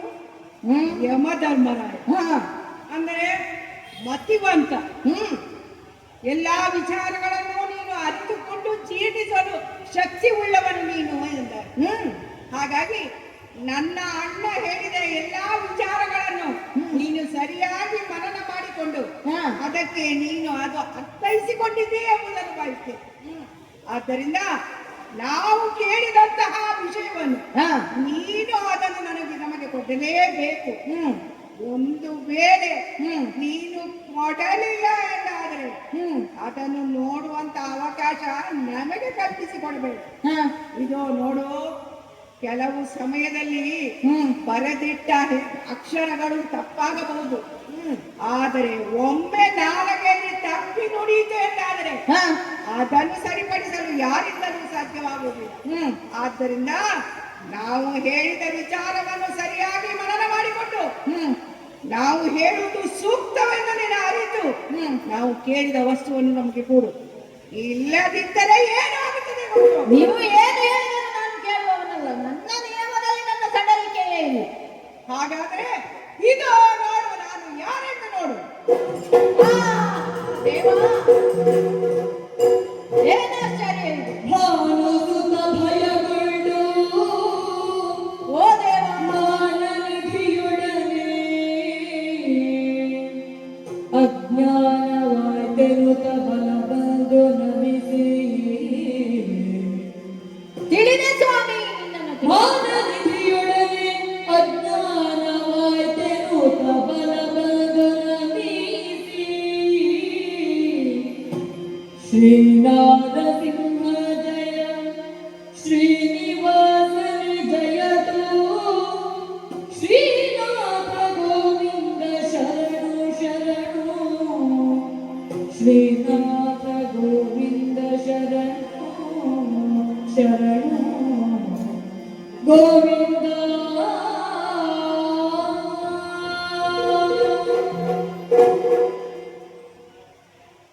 ವಿಶ್ವರೂಪ ದರ್ಶನ ಮಾಡಿಸುತ್ತಾ ಇದ್ದಾನೆ.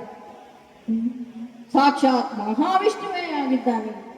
ಅವನನ್ನ ಬಲರಾಮ ಮಹಾಶೇಷನಾಗಿ ಕಾಣಿಸಿಕೊಂಡಿದ್ದಾನೆ. ನನ್ನ ಕಣ್ಣುಗಳನ್ನೇ ನಾನು ನಂಬಲಾಗುತ್ತಿಲ್ಲ. ಸ್ವಾಮಿ, ಓ ಜಗದ್ವಂದ್ಯನೇ, ಅದ್ವಿತೀಯನೇ, ಅಪ್ರಮೇಯ, ಜಗದ ಜನನ ಲಯಕರ್ತು, ಇದು ನಿನ್ನ ಪಾದಗಳಿಗೆ ವಂದಿಸಿದ್ದೇನೆ ಸ್ವಾಮಿ. ದೇವ, ನಿನ್ನ ಮಹಿಮೆಯನ್ನು ನಾನು ತಿಳಿಯದೇ ಹೋದೆ. ಸಾಮಾನ್ಯ ಬಾಲಕರೆಂದು ಭಾವಿಸಿ ಈ ರೀತಿಯಾಗಿ ವರ್ತಿಸಿದ್ದೆ ಸ್ವಾಮಿ. ನಿನ್ನ ಆಜ್ಞಾಧಾರಕರಾಗಿ ಕರ್ತವ್ಯ ನಿರ್ವಹಿಸುವವರಲ್ಲವೇ ನಾವು. ನೀನು ಕೇಳಿದ್ದನ್ನು ಕೊಡುವುದಿಲ್ಲ ಎನ್ನುವುದಕ್ಕೆ ನನಗೆ ಯಾವ ಅಧಿಕಾರ ಇದೆ? ಸರ್ವ ನಿಯಾಮಕನು ನೀನಾಗಿರುವಾಗ ನಾನು ಇಲ್ಲ ಅಂತ ಹೇಗೆ ಹೇಳಿ? ಸ್ವಾಮಿ, ಇದು ನನ್ನ ಬಹಳಷ್ಟು ಅಪರಾಧಗಳನ್ನು ನಾನು ಮಾಡಿದ್ದೇನೆ. ಮನ್ನಿಸು ಸ್ವಾಮಿ ನನ್ನ ಅಪರಾಧವನ್ನು. ಇನ್ನೇಗೆ ಖಚಿತಳಗೆ ಮನ್ನಿಸಪರಾಧವನು ಸನ್ನುತಾಂಗನೆ ಮಹಿಮೆಯನ್ನು ತೋರ್ದೆ ಸನ್ನುತಾಂಗನೆ ಮಹಿಮೆಯನ್ನು ತೋರ್ದೆ ಇನ್ನು ಗುರುಸುತನಾತ್ಮವನ್ನು ಪದಕರ್ಪಿಸುತ್ತ ನಿನ್ನಾಜ್ಞೆಯಂತೆ ನಡೆವೆನು ರಕ್ಷಿಸು ನಿನ್ನಾಜ್ಞೆಯಂತೆ ನಡೆವೆನು ರಕ್ಷಿಸು. ದೇವ, ಅಚ್ಯುತ, ಅನಂತ, ಗೋವಿಂದ, ನಾರಾಯಣ, ನನ್ನ ಸರ್ವ ಅಪರಾಧವನ್ನು ಮನ್ನಿಸಬೇಕು ಸ್ವಾಮಿ. ವಿಶ್ವರೂಪ ದರ್ಶನದಿಂದ ಧನ್ಯತೆಯನ್ನು ನಾನು ಪಡೆದಿದ್ದೇನೆ. ನೀನು ಕೇಳಿದಂತೆ ಗುರುಪುತ್ರನನ್ನು ಕೊಡುವುದಕ್ಕೆ ನಾನು ಸಿದ್ಧನಾಗಿದ್ದೇನೆ. ಆದರೆ ಒಂದು ಮಾತು ಸ್ವಾಮಿ, ನಾನೀಗ ಜೀವವನ್ನು ಕೊಟ್ಟೆ ಅಂತಾದರೆ ಕರ್ತವ್ಯ ಲೋಪದ ದೋಷ ನನಗೆ ಬರ್ತದೆ. ಅದರಿಂದ ನನ್ನನ್ನು ಕಾಪಾಡಬೇಕು ಸ್ವಾಮಿ. ಅಷ್ಟೇ ಅಲ್ಲ, ನೀವೀಗ ಜೀವವನ್ನು ಗುರುದಕ್ಷಿಣೆಯಾಗಿ ಸಮರ್ಪಿಸಿದ ಬಳಿಕ ಭೂಲೋಕದಲ್ಲಿ ಅವನು ಇರುವ ಹಾಗೆ ಇಲ್ಲವನು. ಅವನ ಕರ್ಮ ಫಲಗಳು ಮುಗಿದ ತಕ್ಷಣ ಮತ್ತೆ ಅವನು ಯಮಲೋಕವನ್ನು ಸೇರಲೇಬೇಕಷ್ಟೆ. ಆ ಕರ್ತವ್ಯ ನಿಷ್ಠೆಯಲ್ಲಿ ನನ್ನನ್ನು ಮುಂದೆ ಅನುಗ್ರಹಿಸಬೇಕು. ಇದು ಗುರುಪುತ್ರನ ಆತ್ಮವನ್ನು ತಮ್ಮೆದುರು ನಿಲ್ಲಿಸಿದ್ದೇನೆ. ನೋಡಿದರೆ ಸ್ವಾಮಿ, ನಿಮ್ಮ ಕೈ ಸ್ಪರ್ಶವಾದೊಡನೆ ಶರೀರಧಾರಿಯಾಗಿ ನಿಂತಿದ್ದಾನೆ. ಇವನನ್ನು ನಿಮಗೆ ಒಪ್ಪಿಸ್ತಾ ಇದ್ದೇನೆ. ಸ್ವೀಕರಿಸು ಸ್ವಾಮಿ, ಸ್ವೀಕರಿಸು. ಯಮಧರ್ಮರಾಯ, ನೀನು ನಮ್ಮ ಮಾತನ್ನು ಕೇಳಿಕೊಂಡು ನಮ್ಮ ಗುರು ಬಾಲಕರನ್ನು ನನ್ನ ವಶಕ್ಕೆ ಕೊಟ್ಟಿದ್ದೀಯಲ್ಲ. ನಿನ್ನ ಕೈಯಲ್ಲಿರುವ ಆತ್ಮವನ್ನು ನಮಗೆ ದಯಪಾಲಿಸಿದೆ. ನನ್ನ ಕೈಯಲ್ಲಿ ಸೋಂಕಿನೊಡನೆ ಗುರು ಪುತ್ರನ ಶರೀರನಾಗಿ ಕಾಣಿಸುತ್ತಾ ಇದ್ದಾನೆ. ಹಾಗಾಗಿ ನೀನು ಮಾಡಿದ ಉಪಕಾರವನ್ನು ನಾವು ನೆನಪಿನಲ್ಲಿಟ್ಟುಕೊಂಡು ನಮ್ಮ ಗುರುದಕ್ಷಿಣೆಯನ್ನು ಕೊಡುವಂತಹ ಕೆಲಸವನ್ನು ಮಾಡಿ ಮುಗಿಸಬೇಕಾಗಿದೆ. ಆದ್ದರಿಂದ ನಾವಿಬ್ಬರೂ ಇಲ್ಲಿಂದ ತೆರಳಿ ಗುರುವಿನ ಬಳಿಗೆ ಹೋಗುತ್ತೇವೆ. ನಿನಗೆ ನಮ್ಮ ಸಂಪೂರ್ಣ ಅನುಗ್ರಹವನ್ನು ಪಾಲಿಸುತ್ತಾ ಸಾಗುತ್ತಾನೆ. ಧನ್ಯವಾದ ಸ್ವಾಮಿ. ಅಣ್ಣ ಕೃಷ್ಣ, ಇದೋ ನೋಡು, ಗುರು ಪುತ್ರ ಸಶರೀರನಾಗಿ ನಮ್ಮ ಜೊತೆಯಲ್ಲಿಯೇ ಬಂದಿದ್ದಾನಲ್ಲ. ಅಂದ್ರೆ ನಮ್ಮ ಗುರು ದಕ್ಷಿಣೆಯ ಹೊಣೆಗಾರಿಕೆ ನಮ್ಮನ್ನು ಮುಗಿದಂತಾಯ್ತು. ಆದಷ್ಟು ಬೇಗ ಈ ಬಾಲಕನನ್ನು ಸುರಕ್ಷಿತವಾಗಿ ಗುರುಗಳಿಗೆ ಒಪ್ಪಿಸಿ ಗುರು ಪತ್ನಿಯ ಆಶೀರ್ವಾದವನ್ನು ಅವರ ನೆಮ್ಮದಿಯನ್ನು ನೋಡಿ ನಮ್ಮ ಆಶ್ರಮಕ್ಕೆ ತೆರಳೋಣ. ಆಗದೆ ಆಗಲಿ